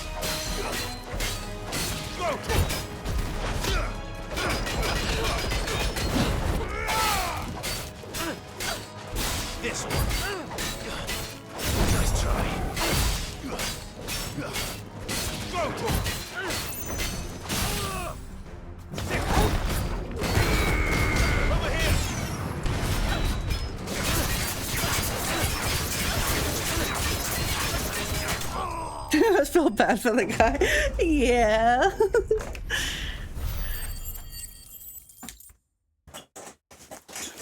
After that hunt, everything's easy.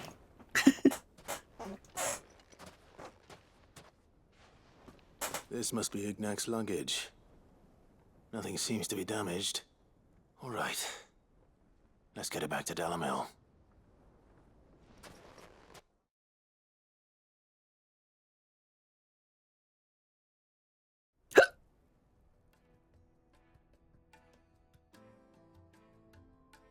I hear I have you to thank for the return of my effects.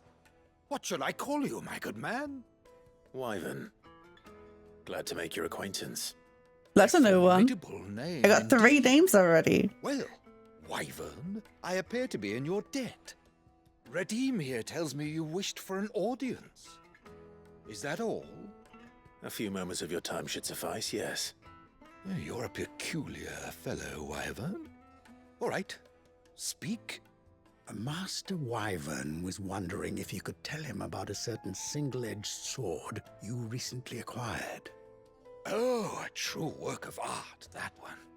Karen drove me hard on the price, but I would have sold her Radim here to get my hands on that. Poor Radim. It was made in the Outer Isles, far beyond the Twins, and is used exclusively by the practitioners of a unique school of swordsmanship. They believe no combat should ever exceed a single strike and hone their blades to such Okay, so what's a katana? that none ever does. Each sword is made for that one perfect stroke, and for that stroke only. Wyvern was an old one from the army before. Oh, right. Brutal sort of beauty to Right, I remember. How do they hone such Thank you. Fine. Thank you, Visceral. Why, they use a whetstone, of course. Whetstones, rather. A whole array of them, ranging from the coarse to the fine. 10,000 licks with the sharpening stone, then 10,000 more. But it is the final stone which lends the blade its legendary sharpness. A mineral quite foreign to this great realm of ours. And that is the key. The secret ingredient. Wyvern, it occurs to me that my little lecture is hardly equal to services rendered. Take this, together with my regards. The very stone of which I spoke, far rarer among collectors than even the blade itself, and a far more fitting payment. Thank you. This guy's all right. Pardon the intrusion, my lordship. However, it is long past time we prepared ourselves to depart. So it is. I am locked in bitter competition with a rival collector of curiosities. I am one step ahead of the unscrupulous scoundrel, but he is hard at my heels. And there are many other collectors out there. Too many to count, but only one do I consider mine. Of course it's Uncle. Lord Byron Rosfield, and is a perennial thorn in my side. I can imagine. Farewell, Wyvern. May our paths cross again. Radim, we mustn't dawdle.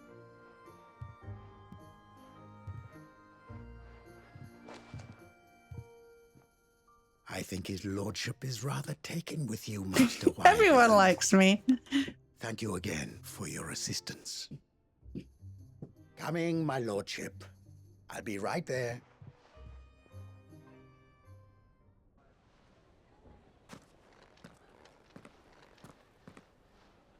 Trust Uncle Byron to find such an interesting rival.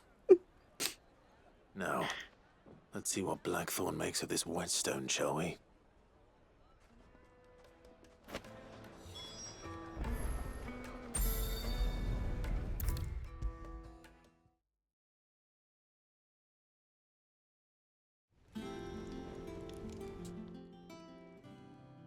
Sorry for the wait, but hopefully you'll agree it was worth it. You learned something about that sword, then? I did better than that. A slab of rock quarried on the southern continent. Its unparalleled hardness makes it perfect for sharpening blades forged from all manner of metals, from bronze to adamantite.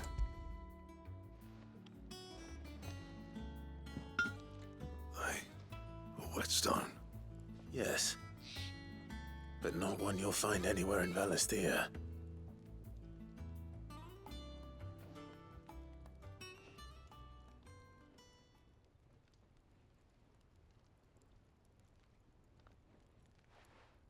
wonder I couldn't get the same finish on the grinding wheel. One hit and all done, eh?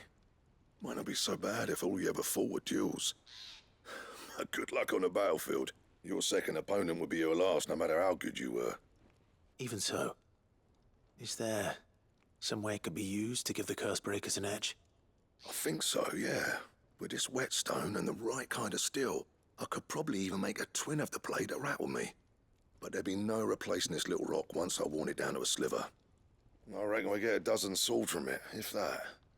Swords that the curse breakers wouldn't know how to wield properly, and that would see them through a single fire piece.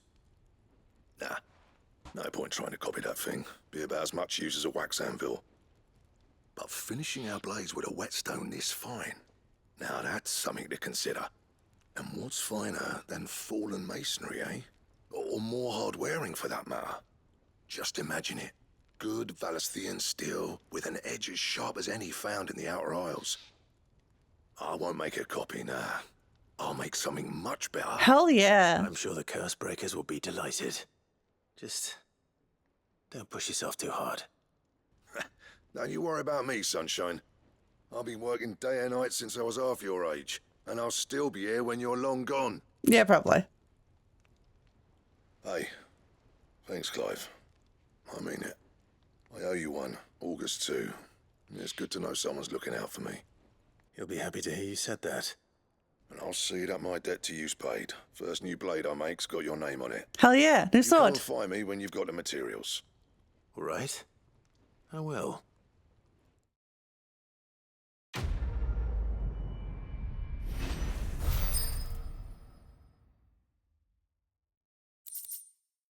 Excalibur design draft.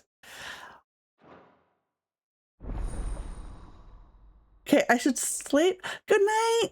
Good night, Damon. It was good to see you. Thanks for the head pat. Clive? What do you want?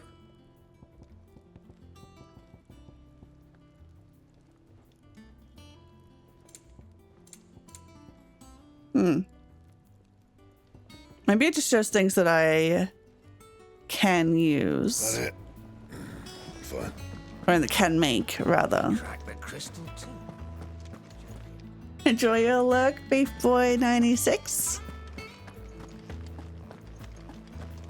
Reckon it's time for an ad/lore break.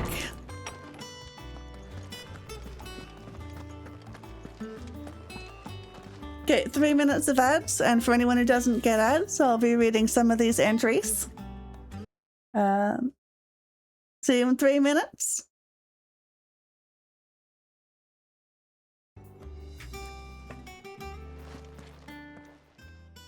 My knowledge is yours. I have compiled some new entries, if you would like to see them. I would like to see them. If you have a question for me, I It's should at be the happy bottom? to answer it. If you can't make... Oh, okay, okay. I understand. Thank you.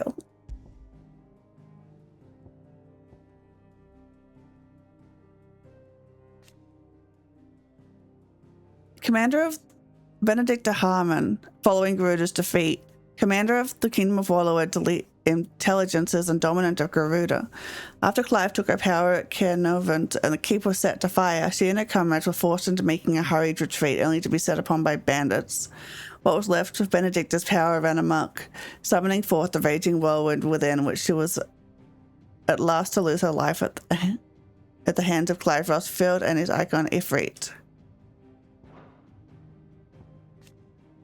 Final breaths.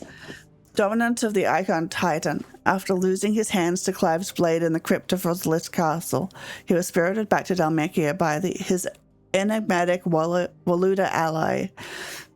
Some of these words, man. Lord Harbard. Clive followed after, storming Kupta's stronghold in the heart of Drake's Fang to finish him once and for all. The duel that ensued, first with Titan, then with something even more terrible, led not only to Kupka's long-awaited demise, but that of his nation's mother crystal. Firstborn son and loyal subject of Emperor Sylvester, ruler of the Holy Empire of Sambrek, as well as leader of the Empire's most elite fighting force, the Dragoons. Dion is also the dominant of Bahamut, Warden of Light, and has often called upon to summon his icon in defense of his countrymen, most recently in the Year of the Realm 873, when Odin took to the field against them in the Battle of Belenus Tor. Lord Harvard. Lord Commander of the Kingdom of Warlord's armies, Harvard is known to many as the Constant Knight by reason of his unchangingly icy demeanor and his unwavering loyalty to his liege. Indeed, he appears to command Barnabas's complete trust, having been gifted full command of the Royal Order of Knights despite his apparent youth. The capacity in which he evacuated Hugo Kupka from Rothliff Castle, however, remains a mystery.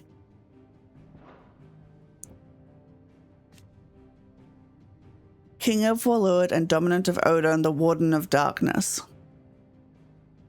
At the Battle of Belenus Tor, he not only took personal command of the royal army, but rode into the fray himself, galloping along the air atop his six-legged steed and goading Bahamut into a duel that shook the skies. You are always welcome, Clive. Okay. That dog going to be really relevant soon, but not as soon as it could be because we have lots of side quests to do. He cracked the crystal too.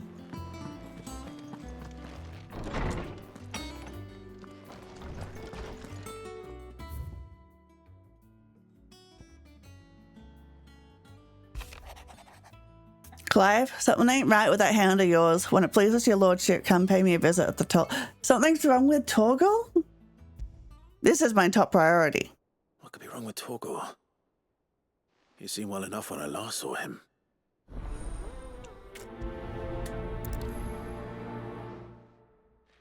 I have to help Torgal.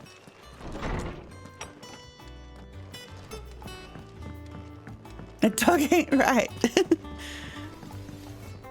That guy, yeah? So... What do you want? Yeah, Excalibur, there it is. So I need Grim-Looking Hide and Bomb Ember. That it? Fine. I got your note. You think something's wrong with Torgal? So you can read. Congratulations. But I didn't say I were wrong with him. I said something weren't right.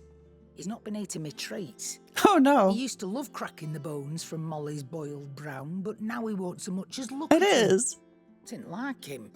Which is why I'm of a mind that his mind's on something else. You've not been working him too hard, have you? No harder than usual.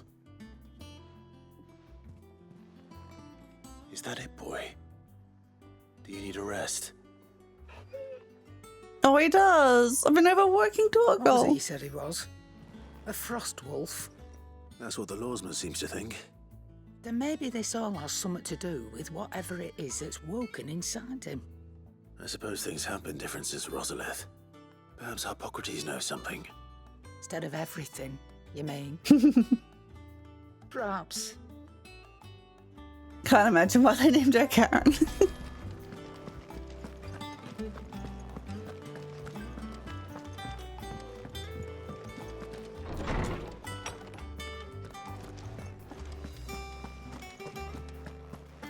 Hello, what's wrong with my dog?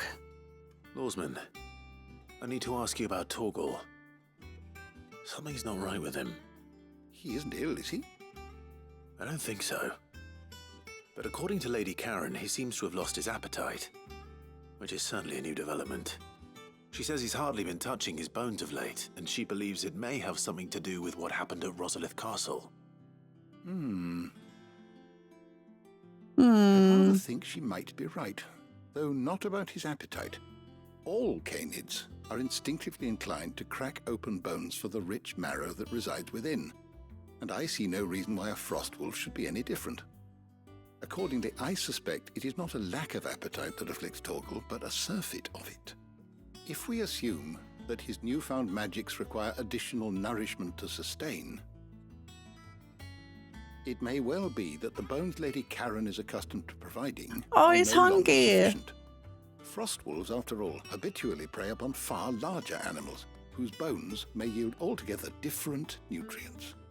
As to where one might find a suitable substitute, some antelopes that graze the meadows of eastern Rosaria have been known to grow to a size more than double that of their lesser cousins.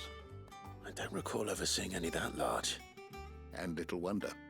The oldest and largest such creatures rarely leave the safety of the highlands for fear of predators. The last elder antelope sighting I recall hearing about took place near Cressida. Wait, so we're going hunting long in before the village was endangered abandoned. creatures? Even so, it seems like a good place to start. Good hunting, Clive.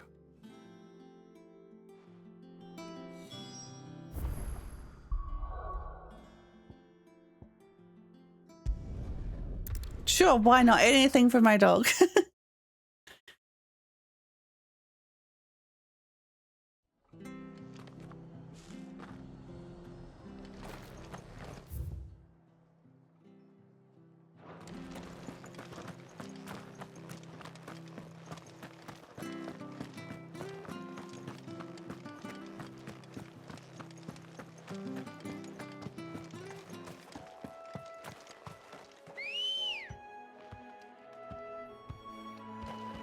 Let's go.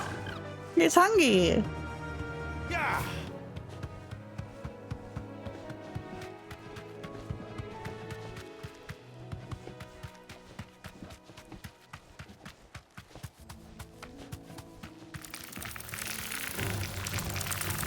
Oh, I don't like those spider noises.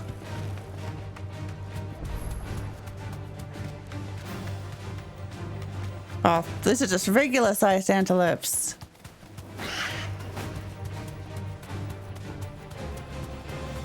A minotaur? What are you doing here?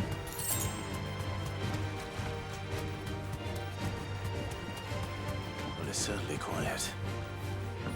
If I were a giant antelope, it would seem like just the place. Do you run away, minotaur? They're not that big. Bigger than that. You hungry, Torgal?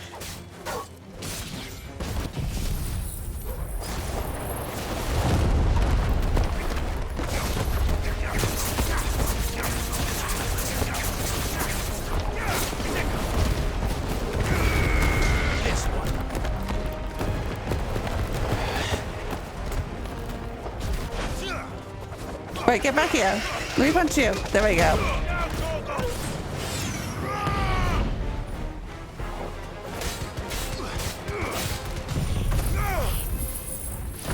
You're not exactly giant.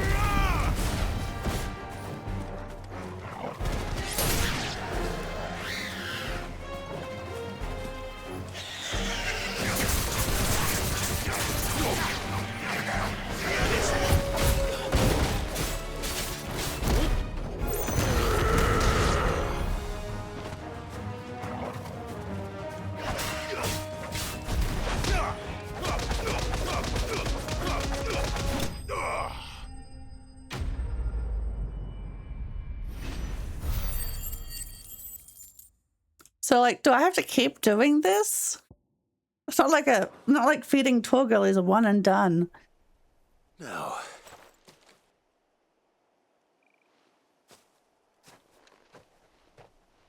Will it be enough, I wonder?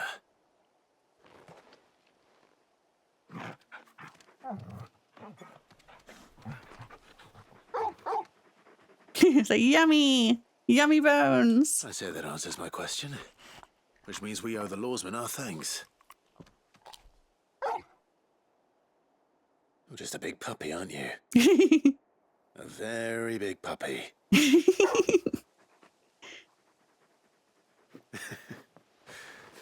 do know you can take that with you, Torgal. Lady Karen will be relieved to hear you've got your appetite back. Come on, boy.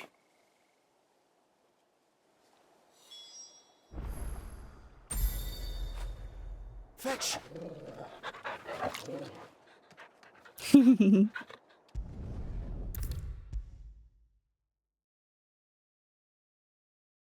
Cute.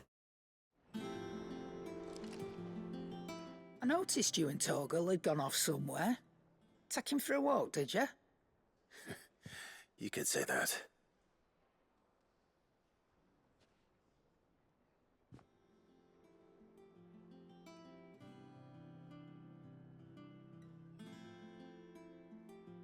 So, Molly's leftovers weren't good enough, eh? Well, You got teach me Piggy. for treating you like you're still a pup. All right, no need to shout.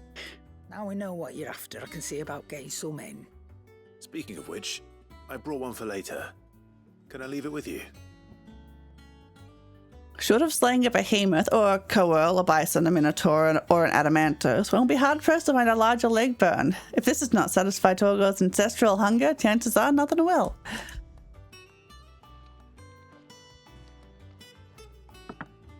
You can, eh? I'm nice like that.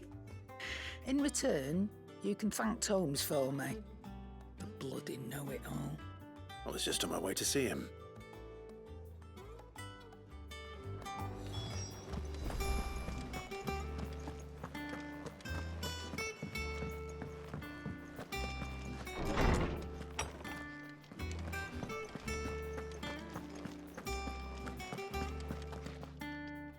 Ah, Clive. Were you able to locate your quarry? We were indeed, Lawsman. You pointed us in exactly the right direction. And Torgal's been a very happy hound ever since. Very good, very good.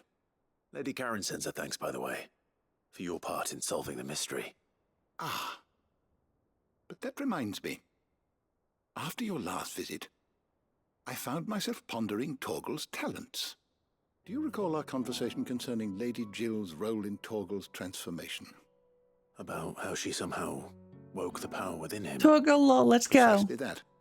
A reasonable conclusion, I thought, but one which raised certain questions in my mind. You see, the Fenrir of legend served Shiva and Shiva alone. And while the powers attributed to him are certainly impressive, the records imply they are somewhat different in nature to those you described Torgal as having used. What are you suggesting? That Torgal may be the beneficiary of more than one icon's power.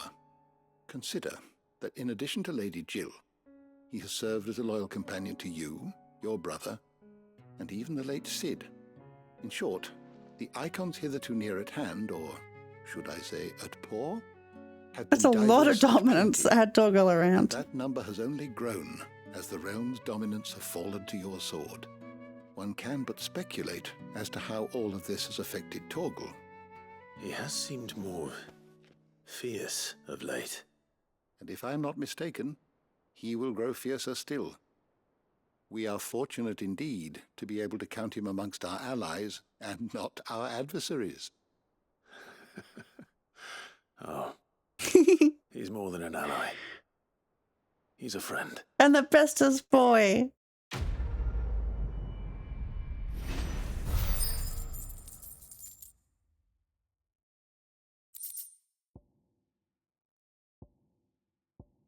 Increases Torgal's attack potency?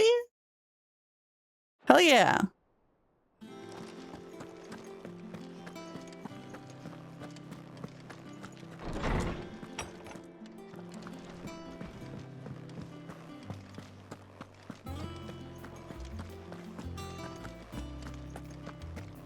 He cracked the crystal too.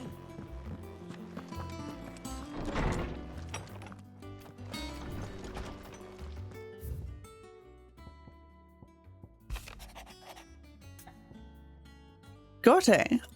I was thumbing through the hideaway ledgers at Otto's behest and might have come something that might need your attention. Maybe. And by that I mean immediately. You'll know where I'll be. Trouble with the ledgers. Shouldn't he be asking Otto for help?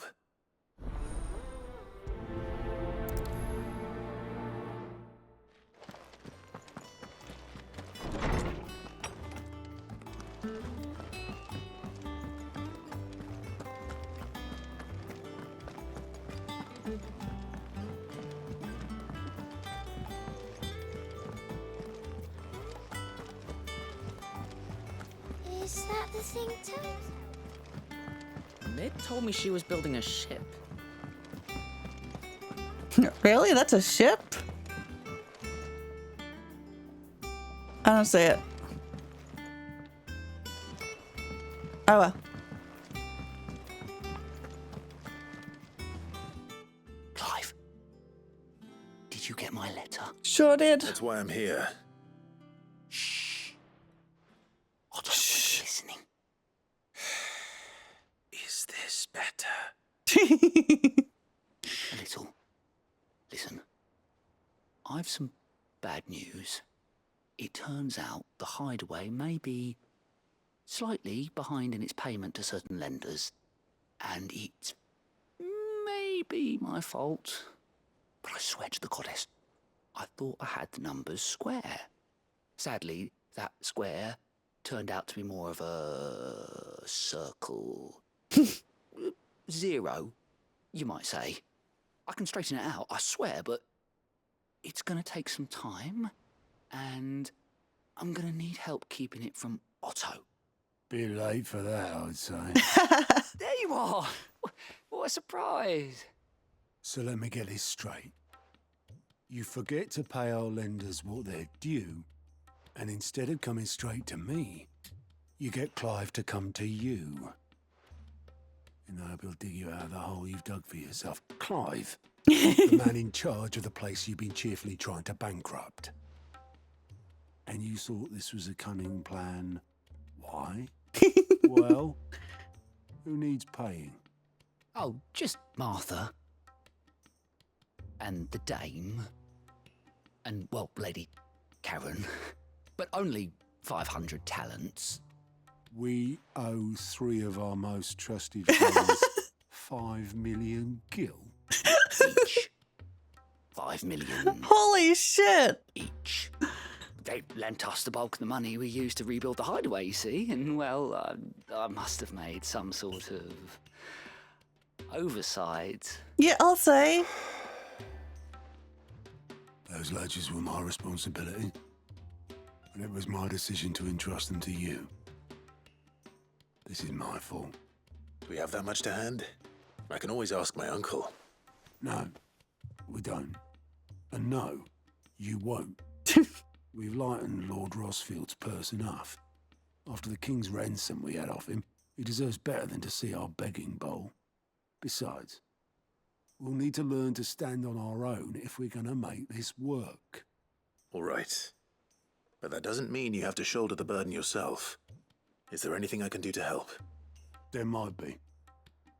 How'd you fancy taking these to Martha and the dame? Rocks. Rocks, he says. Worth 1,000 talents apiece, these are.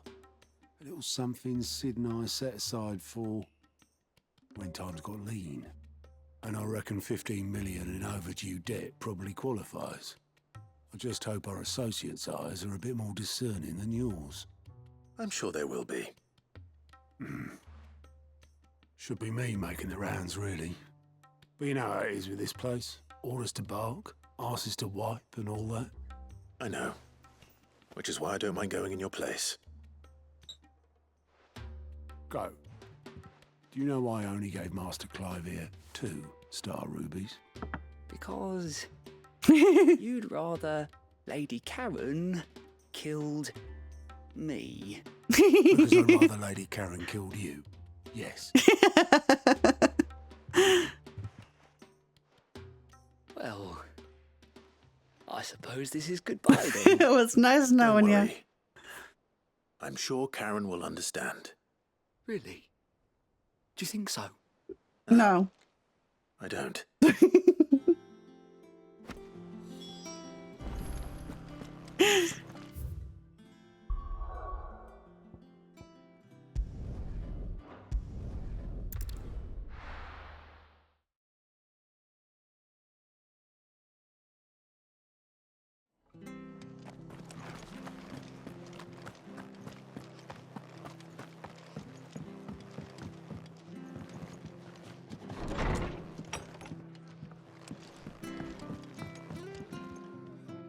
Clive, we weren't expecting you. I wasn't expecting to be here, but it seems we still owe you a considerable amount of coin for your help with our rebuilding efforts. And though I doubt it's what you were expecting, we were hoping you'd take this as payment. One of 3 brilliant gemstones acquired and set aside by Cid for a rainy day. Otto now deems that day to have arrived and wishes to use the rubies to pay off 3 outstanding debts to Lady Karen, Mother of Martha's Rest, and Isabel of the Vale.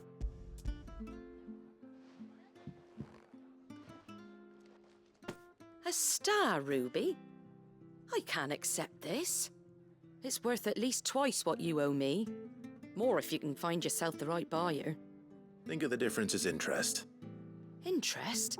If word got out I charged that much, no one would ever borrow from me again. Anyway, why are you the one here asking me about this? I'd have expected Otto. Bit much sending the Lord Marquis out to settle your debts, isn't it? The old goat working himself to death again. Something like that. Most days I think he's the only reason the hideaway's still standing. Same as always, eh? Back when the place was nothing but a twinkle in the eye of a recently retired Lord Commander, word is he was the first one Cid reached out to. Probably knew that without his strong arm and level head, the idea would never get off the ground. Cid may have been the face of the hideaway, but Otto's always been the backbone.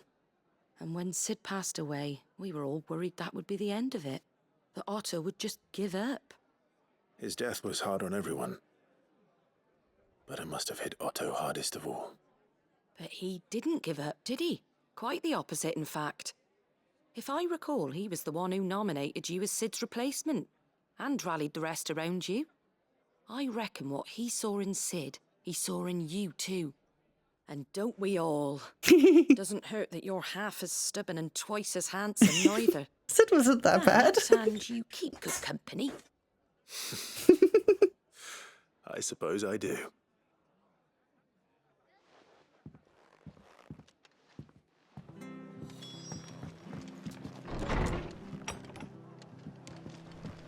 You know, is the dame gonna accept it?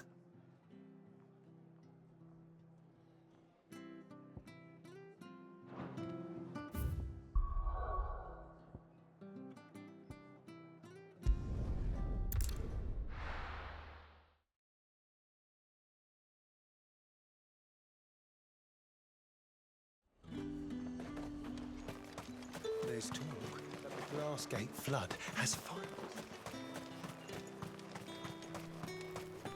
Probably not. We have some good allies.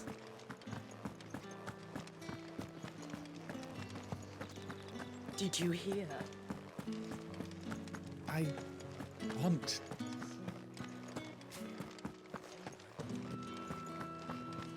What am I going to do without Sweetwater? Milady, I come bearing gifts. Gifts? Whatever is the occasion.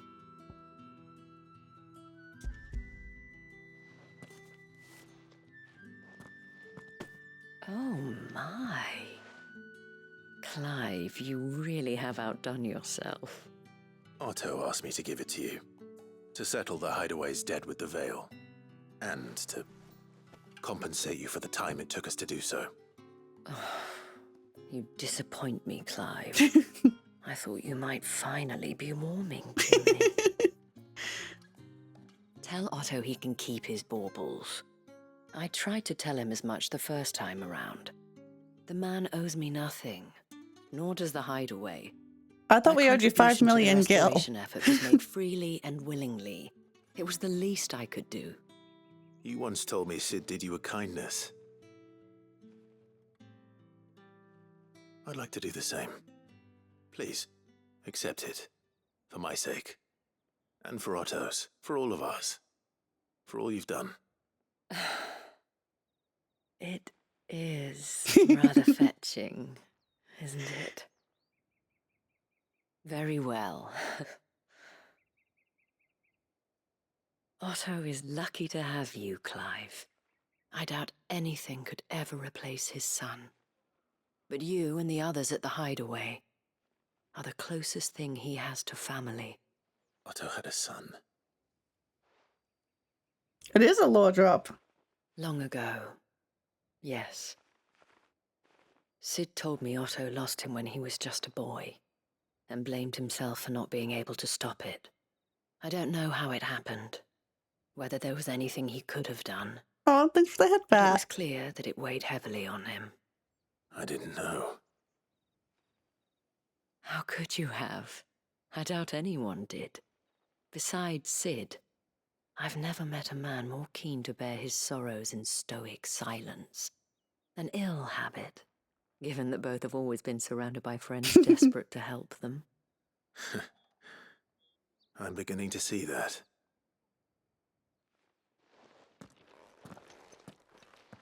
Go will want to know the stones were delivered. If he's still with us.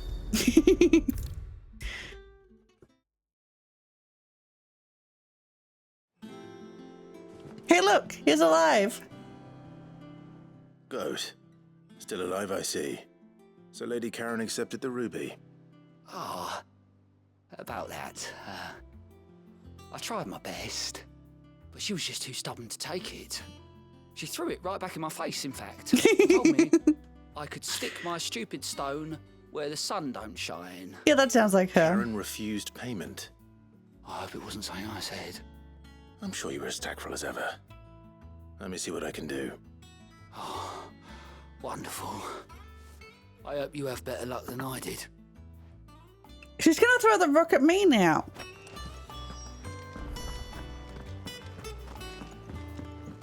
They told me she was building a ship. Is that the thing Toes helped with?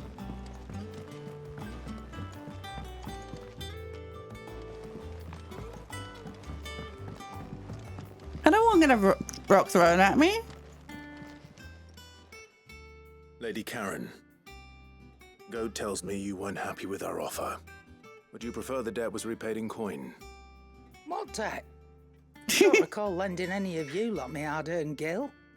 I may have tossed a talent or two in the Hideaway's coffers, but those were donations, and you can hardly call it charity if you go asking for it back.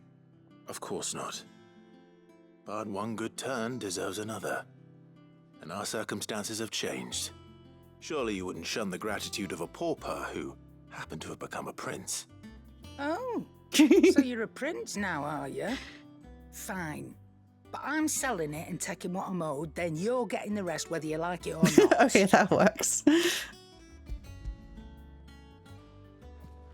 And if anyone can find a good buyer, it's her. Where'd you even get this? A decent trader might nab 1,000 talents for a star ruby. A canny one, meanwhile, might claim it were nicked from the belt of Sid the Outlaw himself and ask twice as much. Right? I love her. She's great. Might be I already have a buyer in mind. Might be you even know her. A fine continental maid whose beauty's only eclipsed by a guile in commerce. You wouldn't mind, would you? Not at all. Just be sure to tell her that it's always a pleasure doing business.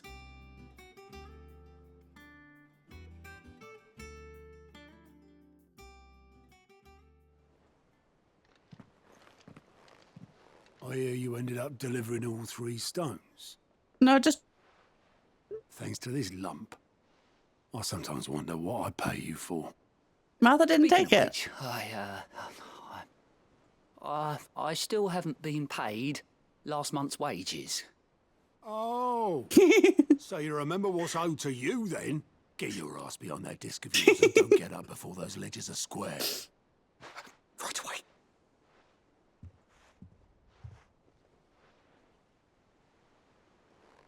I've seen that before. You have, yeah. Plenty of times. It was the only goblet Sid ever used. Either out of habit, or because the filthy sod couldn't be bothered to find a clean one. Yeah, that sounds like him. I knew so little about him. Like most people. Martha and the Dame both seem to have fond memories of him. Huh. I bet they do. How long did you know Sid before he... Before he died. 20 summers, give or take. Back in the day, I was a purser on a trade ship, which is where I met him. He bought passage to Yeah, I'll forget where. But having nothing better to do on the long nights, we set up drinking island rum till the morning bell dragged me back to my duties. Quit my post not long after that, on account of making a fine maiden's belly fat. But me and Sid stayed close, promising we'd one day sail the seas again. That was before fate stepped in and said she was having none of it. The magic woke inside my son soon after his first name day, and there was no hiding his knack. Couldn't you and your family have? My family were the ones who summoned the constable. Oh. Wanted the monster taken away. I couldn't turn my back on him. Forget what I felt, and I couldn't for the life of me understand how they could. Luckily, Sid was of the same mind as me. It was him who stood beside me when all I wanted was to tear the whole world down. Him who cried for me when I had no tears left of my own. Him who swore he'd do everything he could to stop it from happening again. And he was true to his word, too. Left the Royal Army once and for all. His ranks, his ribbons, gone. Just like that. Threw away everything he had. All to right a wrong that no one else had the courage to face. That sounds like him. I knew then I'd follow that man to the ends of the earth.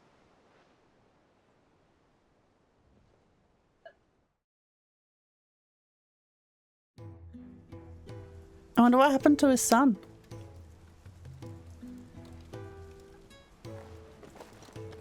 A flashback.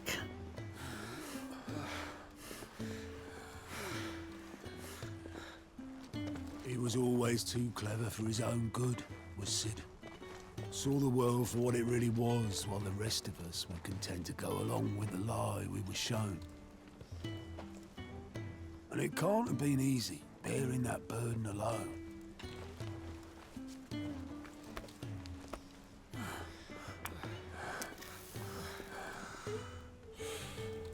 But he didn't let it stop him.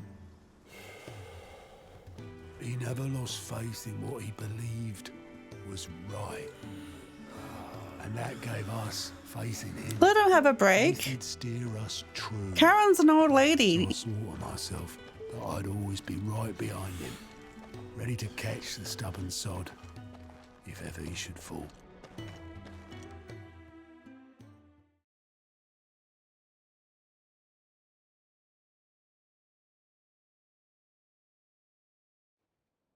She's been an old lady forever.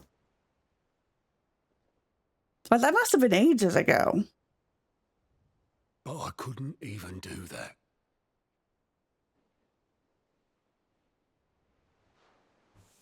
Ignore me. Just the ramblings of a tired old man. Leave that lot. I'll tidy it up in a bit.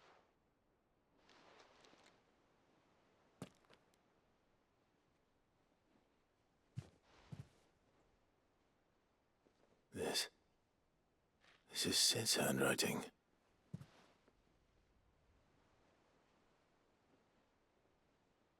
Dear Otto. I may be drunk, but I wanted you to know this place would be fucked without you. Love you, you grumpy old son. Aww.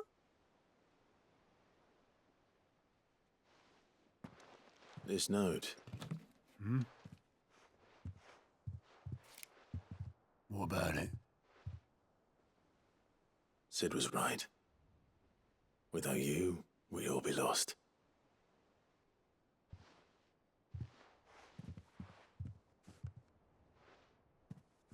He should have bloody well said so then.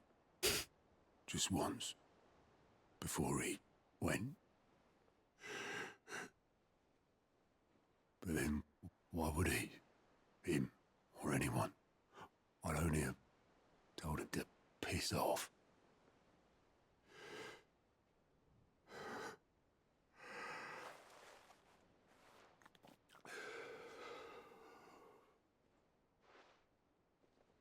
You're wrong, though. Both of you. It was never just me keeping the hideaway afloat. It was all of us. I just shoved people in the right direction, and I barely seem to be able to do that anymore.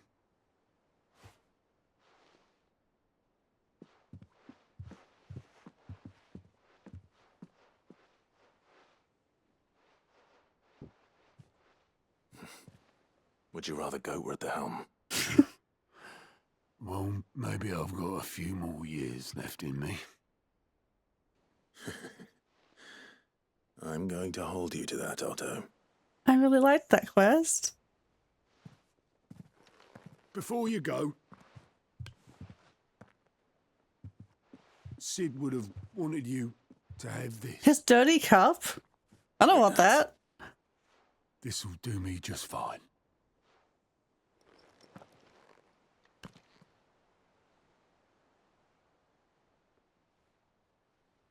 Thanks for the ray of sunshine. I'll see if I can't pay you back. Already have. We have a dirty cup now. Quest complete.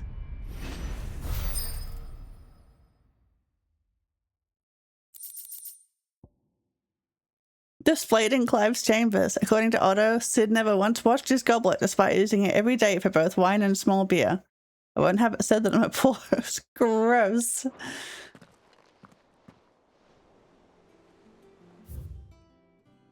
Okay, so we've done those ones. And there's one over there.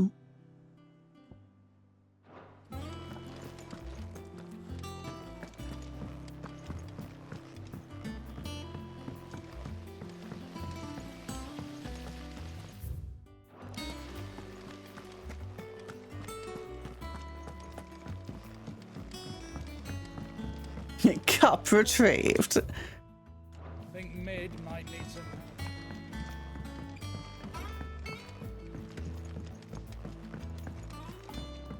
Well, that's it then. Here, Sid. Reckon you might be just the man to help me out of a bit of bother, if you've a mind to. Let's hear it. Well, it's about this alembic the chief's got me making. Lovely bit of kit it is. Bunging a solution you want splitting, and it'll separate it out, just like that. Problem is, it won't always get rid of all the impurities. And with some of the stuff we need it for, that ain't good enough. Which is why I've been looking for something to filter the liquid we'll be cooking off. And that's where I was hoping you could help me out. Why not? I imagine Ty could get some use out of this alembic too. Distilling medicines and the like. All right. Why not? Proper job! So what exactly do you need for this filter? Nothing but bomb ash'll do, says the chief. Gave me a sample she'd obtained from the university stores. Couldn't believe my eyes. You pour the blackest blight water through it, and it comes out clear as a mountain stream. So, I did a bit of reading about where I might be able to get hold of some. Sounds like my brother's having a fight with his cat. It's only the blimmin' bones of a bomb king. They leave them behind when they die, see? I take it that's where I come in. If you wouldn't mind. I saw a billet on the hunt board for one just the other day. Oh, a hunt? Let's go. I've gone myself, but, well, fighting dirty great balls of flame isn't exactly my forte. You, on the other hand... All right. I'll see what I can do. Thank you kindly. And good hunting, eh?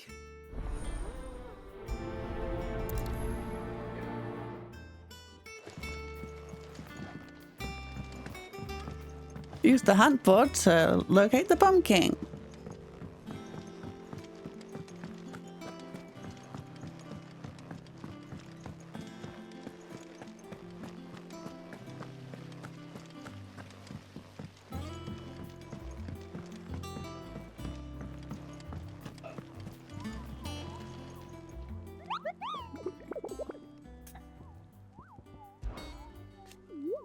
Are you on the hunt for a pumpkin, Cooper? If so, I have a billet that might interest you. Oh shit, there's heaps. Well, that's the pumpkin right there. In the crock. A cursebreaker aiming for the Imperial chase took a wrong turn into a nearby wood, within which she discovered the ruins of a fallen airship, and within them, a beast akin to a great ball of fire that chased her screaming from the grove. The soldier later identified the creature in an almanac of echoes, but was firm in her insistence that the bomb she saw was near 10 times the size of the one depicted therein.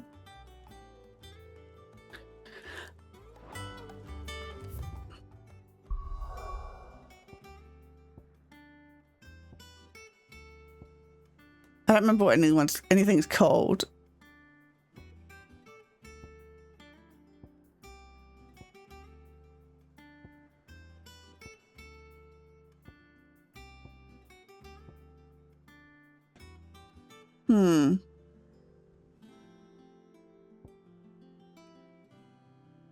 The croc in Sambrek. Where's Sambrek? Is this okay? This is Damakia, Rosaria. This is Sambrek.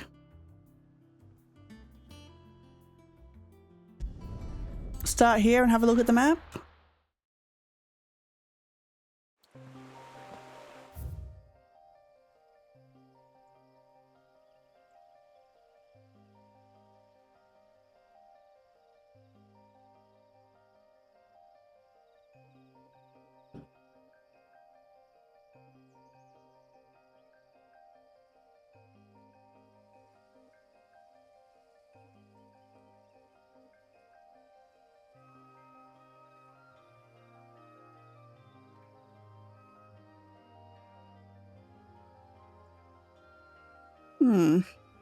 Maybe up there?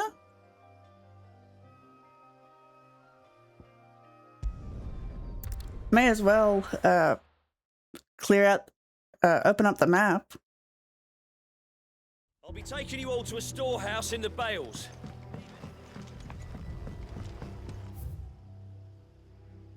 However I get there.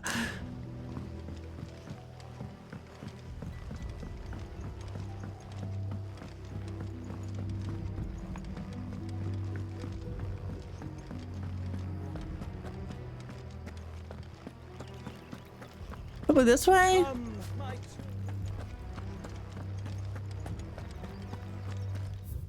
Yeah, this is the way.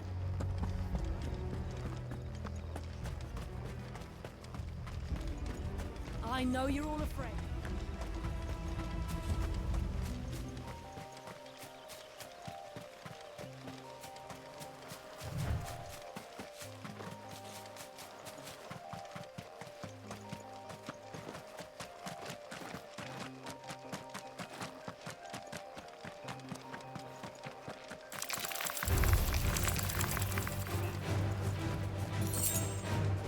I should have got on the chocobo.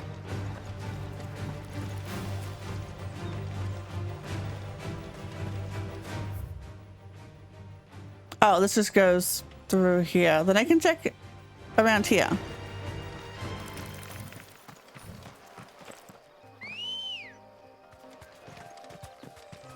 Good girl. Run like the wind.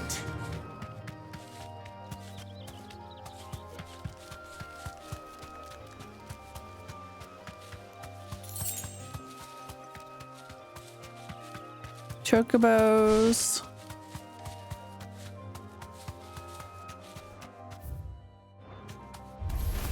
All right.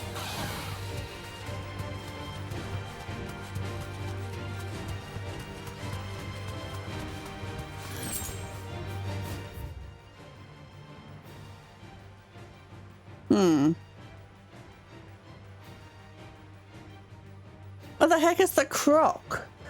Wondering about Sid's cup. They said he never washed it. I was expecting it was made of some kind of special material. That's why I never needed to wash it. Yeah, no, it was just a dirty cup.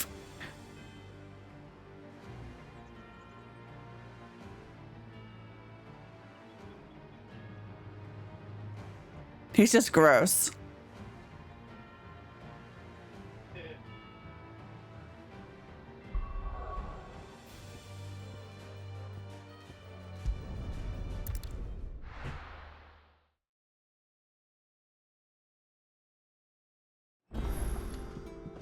I'm gonna double check the hunt board.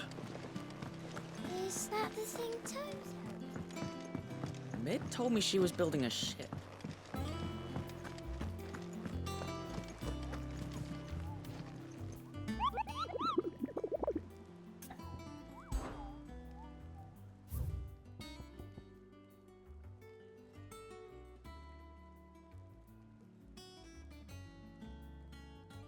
Okay, aiming for the Imperial chase took a wrong turn into a nearby wood, so it's in the woods.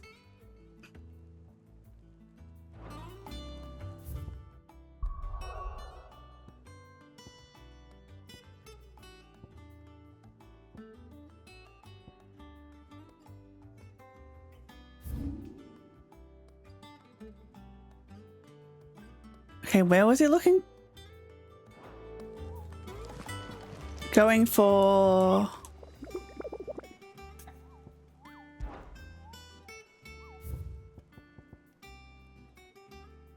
Imperial Chase. So look for that.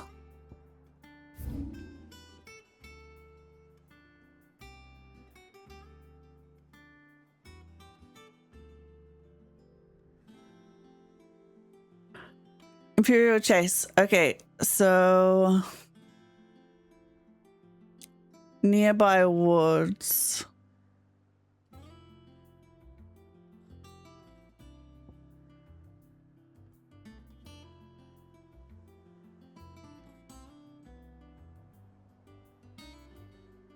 Let's start from here and have a look then.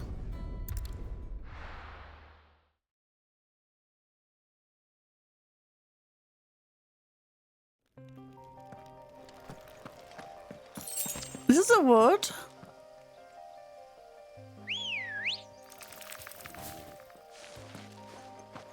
Come on. Fly, Ambrosia.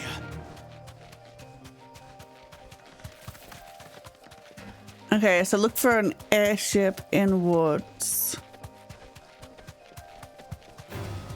All right.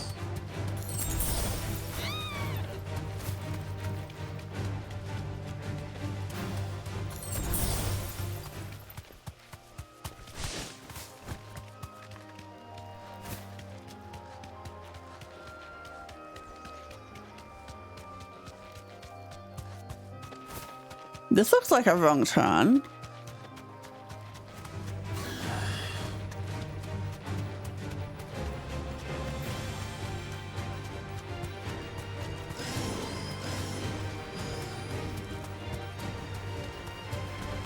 Not here.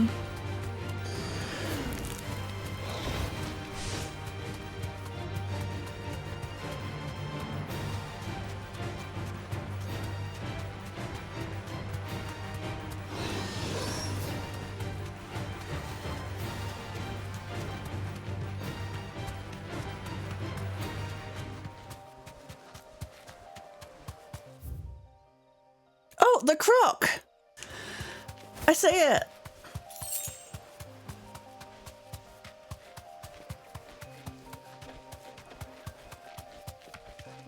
Wait, so they were supposed to go there, but they decided to go down here instead. I mean, that's on them.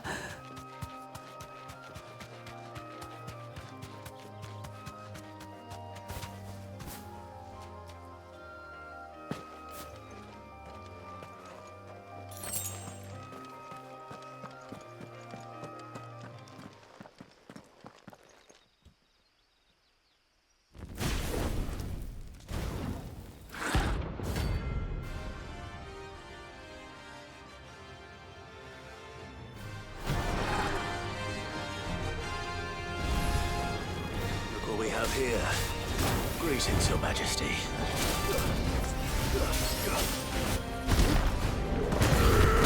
Over here.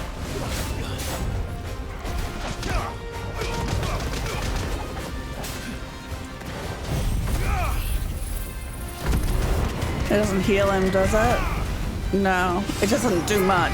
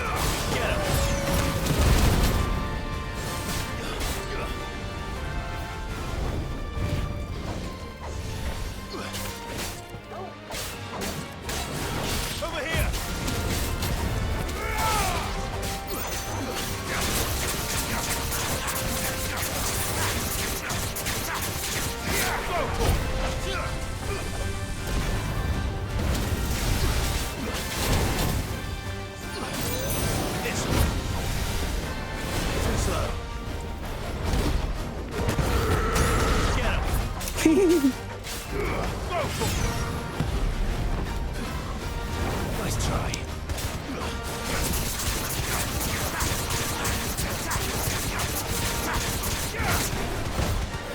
Doesn't have a stagger bar.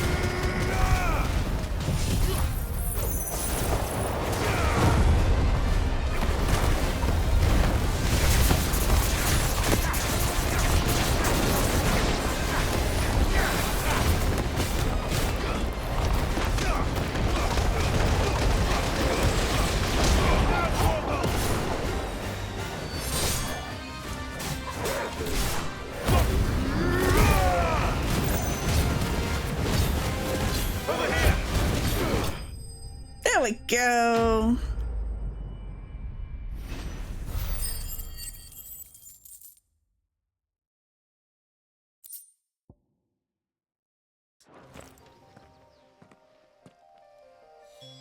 Your reign is over. Now to collect the ash. I should probably have brought. Probably put a bucket. Like the Yeah. Let's see if there's any more.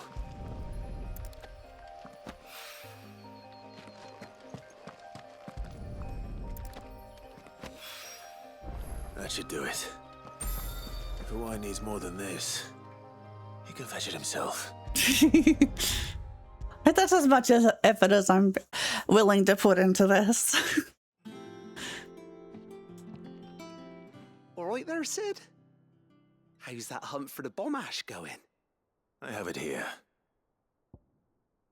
It is hypothesized that the bomb's inclination to self-destruct during violent encounters is a form of collective preservation, akin to how a honeybee will sting a threat to the hive at the cost of its own life.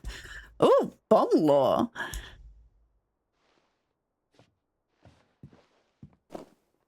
That's the stuff. And plenty of it, too.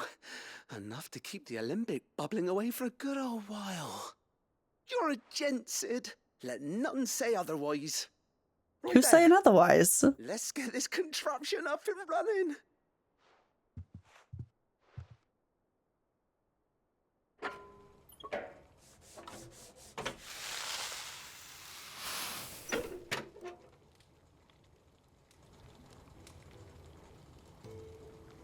Sometime later. There we have it. The Telemon Alembic. And it works just like the chief said it would. Very impressive. Says the man who cut down a burning boulder. Speaking of which, I still haven't returned the favor. There's no need. The good it will do for the hideaway is reward enough. Don't be silly. But I want to be silly. Let me take a look at that bag of yours. The one you keep your potions in. Oh yeah, never mind. I'll take a reward. Magic on that. What kind of magic?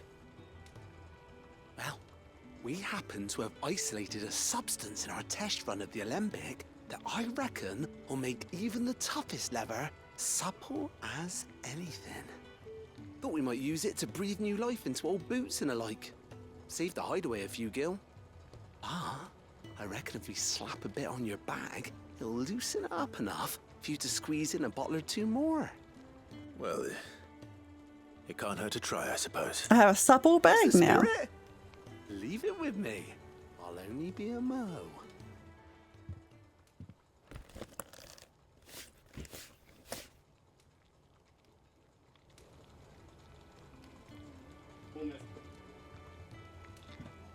Well, what do you reckon? It certainly feels more flexible. Right? Told you. Thank you. I think. No. Thank you for supporting Mid and the rest of us in our endeavors. Without you, we'd never have been able to discover wonders like that stuff I rubbed on your bag. And I'm telling you, there's plenty more where that came from.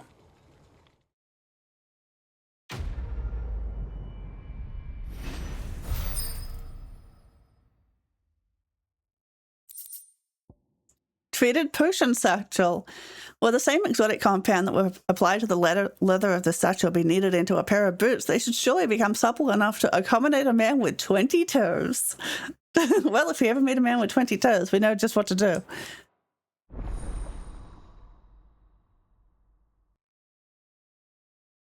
Inventory increased. Hell yeah. Okay, I think that's all the side quests. On out here? Yeah, no. Okay.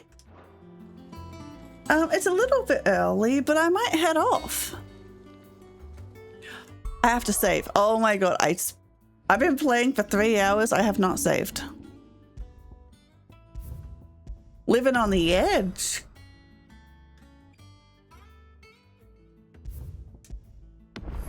Okay. Then let's find someone to raid into.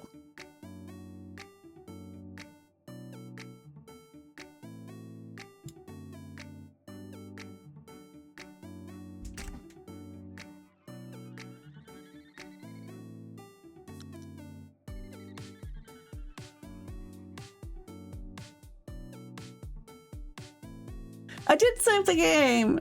Thank you, Pepsi. Oh, let's raid into Rose Perina. She's playing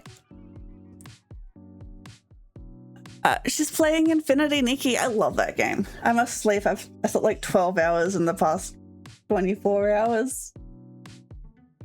I mean, that's half the time sleeping. That's good. That's a good sleeping time.